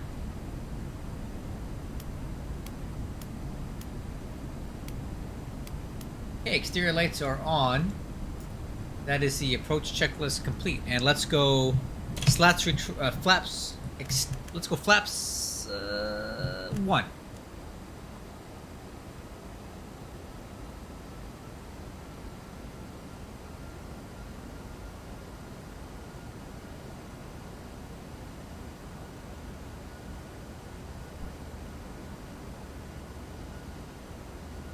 So 108.5.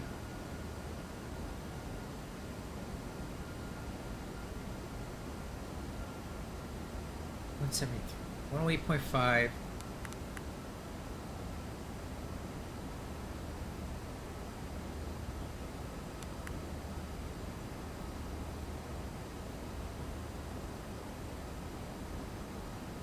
I'm not necessarily getting... Alright, tell you what. Let's take this down to 7,000 feet. Let's go vertical speed. We're going to reduce to 180 knots, and we'll go ahead and get prepped for a visual approach. I think we can do that. Okay, one last check of the weather. ATIS, the wind is 130 at 11. 3021 is the altimeter. I'll make a quick correction there, there, and there. Let's go to approach mode.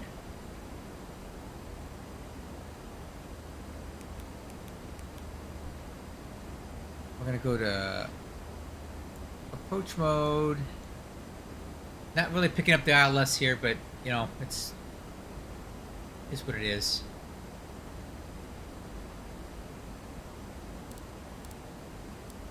All right, let's go ahead and do a 90-degree turn here.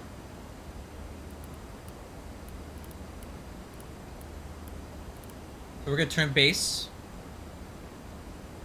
Denver traffic UPS 953. Turning base runway 17 right. Put on the visual.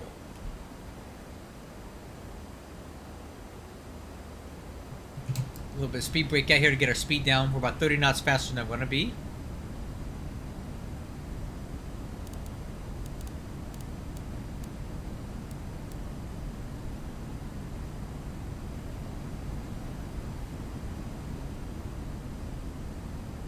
Still no ILS.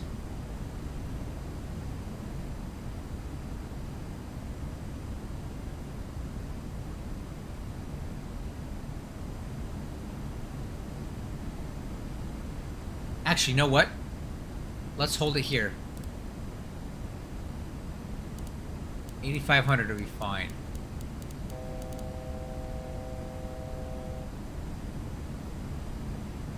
We're actually pretty low here. Let's go flaps 5. And we're going to go ahead and turn.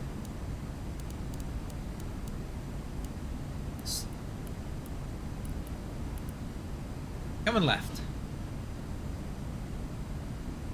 Alright, missed approach is going to be climb to 10,000 on a 173 heading. Outbound Falcon VOR radial 197 to ho-hum and hold.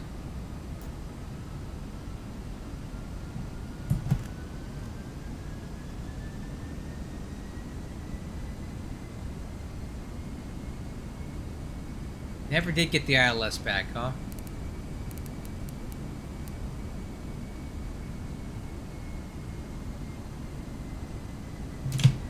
Big breaker track.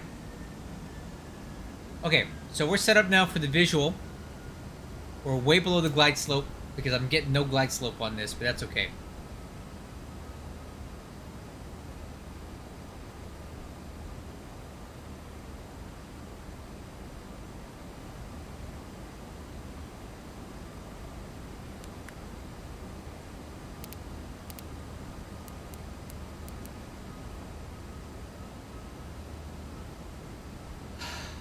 Okay, I'm gonna take it from here.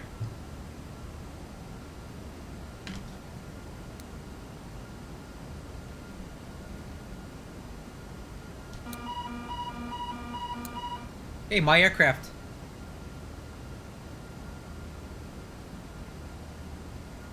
Let's go gear down.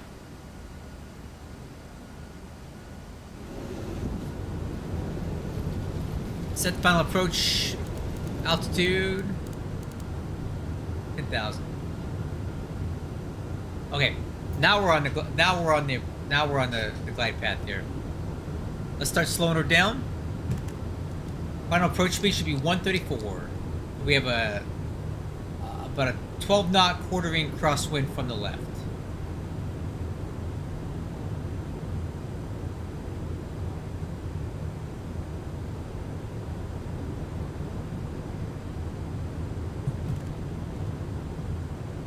Alright, let's go flaps 30. And before landing checklist. Landing gear down. 3 green. Spoiler handle is armed. Auto brakes set to 1. Flaps and slats at 30. Airspeed. Check the airspeed. Altimeters. Cross check 3021. ICAS. No alerts. Landing clearance. Denver traffic UPS 953 on final 17 right. 2500. Okay, we're on the glide path. Alright. We're looking good.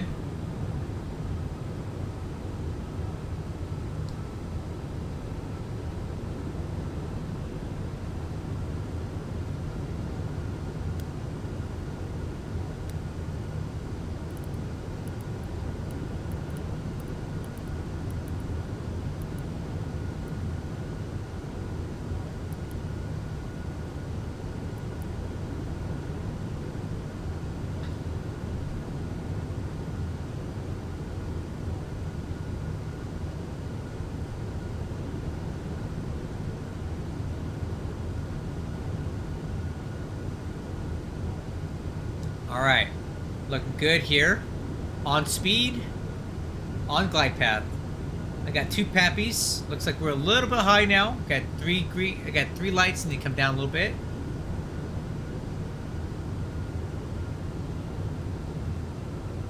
Never did get the ILS, but you know, can't deal with it now.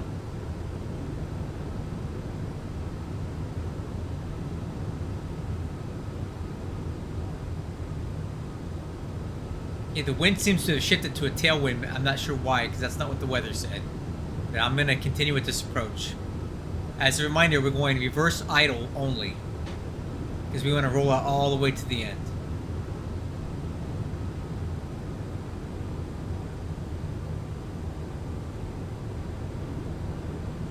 A little bit high, I'm correcting. 1000.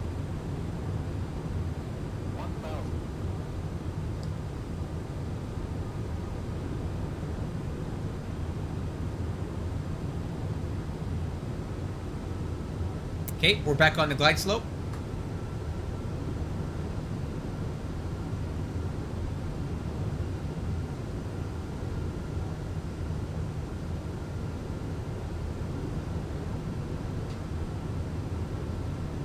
A little bit high again, I'm correcting.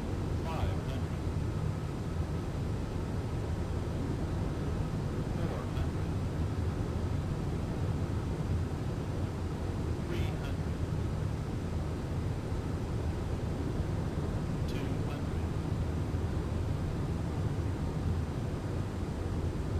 100. 50, 40, 30, 20, 10 miles.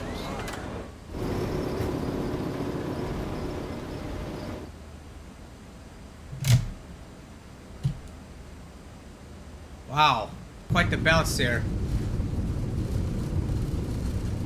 Okay, reverse idle.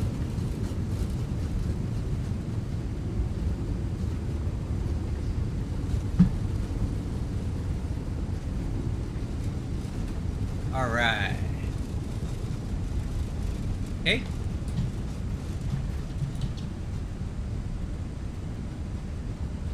Manual braking.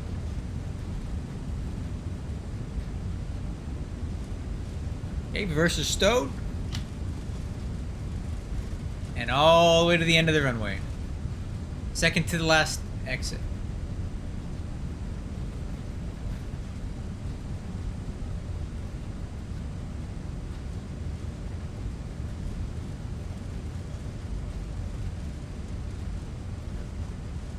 Alright, I'm on the brakes. Nice. Full length rollout. No need to stop early. We need to get all the way to the end here.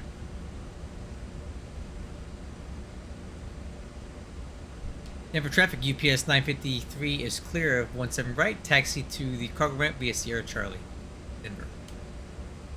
Alright guys, that's it. Denver traffic, United 2305 on 10-mile final for runway 17 right to land. Okay, that's our guy. That's the guy that's... Denver traffic, United 7524 on a base leg of runway 16 right, Denver. Everybody's now everybody's talking. Okay. After landing checklist. Spoiler handle. Retract.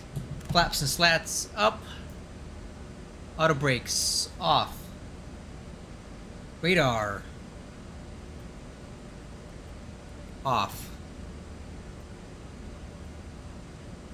Landing lights off. We'll leave the runway turn off. White light comes off. Alright, let's go APU. Start. Stab trim. 4 degrees aircraft nose up. Set. Oh, hey, what's up, Patrick? You missed it, man. I don't know if you caught my landing. I saw a cargo flight, and now everyone does cargo, and I'm about to buy X-Plane. Oh, hey, listen, Patrick, I have lots of MD-11 content on my channel. It's the Rotate MD-11 with the modified flight model that I did. If you have any questions about MD-11s, I'm your guy. 152 is at Bravo 46. We're going to be pushing back to Bravo Sierra. I've got videos on it on my channel, and I also have a Discord channel, Discord server where I can help you with your MD-11 if you have any questions at all. I am the MD-11 guy. This 757 is a sideshow to the MD-11 stuff. All right, let's see what our landing rate was. I think that was a little bit rough. Oh my gosh. Nope. You guys ready? Ready? Look at this. 23 feet per minute. Woo, it's good. 23 feet per minute landing rate. That was really good.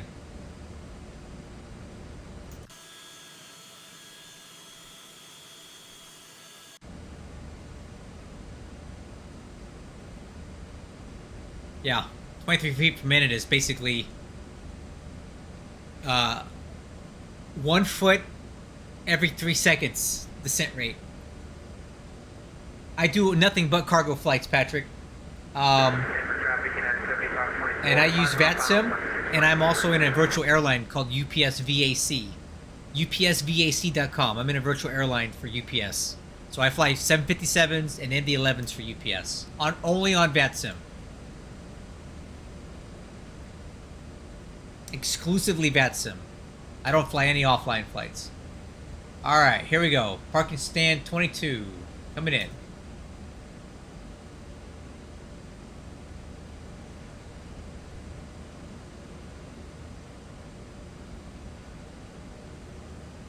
Okay, got the marshaller in place.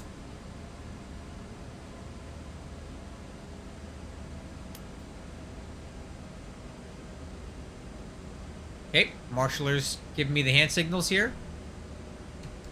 To the right.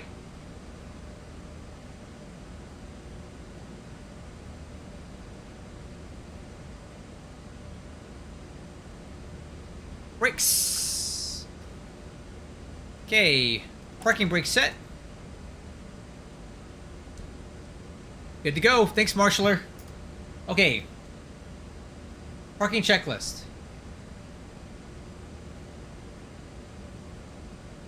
Alright.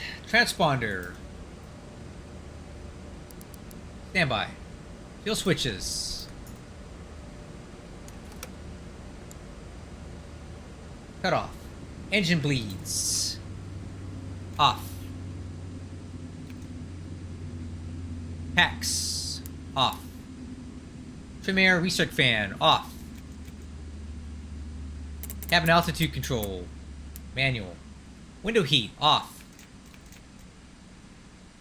Anti-ice is not on. Emergency power switch. Off. IRS is off. 1, 2, 3. Okay. Lights are off. The beacon light is off. Denver traffic unit 152, taxiing the runway Hi. 8 via Bravo Sierra Mike, Denver traffic. So we need to get the stairs, the chocks, the LSU, the GPU, the loader truck, and the fuel truck. Alright, so let's go. Parking brake released. External power on. APU power off. And APU to off. And there you go, guys. Oh, last but not least, let's open up the aircraft.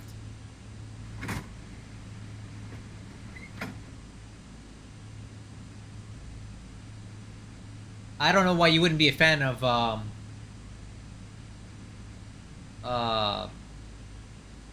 yeah, only cargo, man. Patrick, only cargo. That's all I do.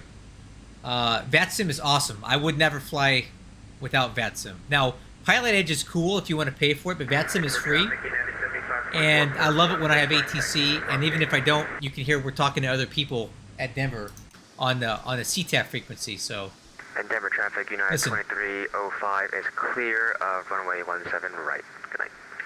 there you go. See? Anyway, guys, we had a nice, successful flight down to Denver. At 9 o'clock tonight, I'm going to be flying back to Ontario in an MD-11. I wasn't planning on doing a live stream for that because, you know, it's I already flew here. I only like to do one live stream a day, or else you guys get bored.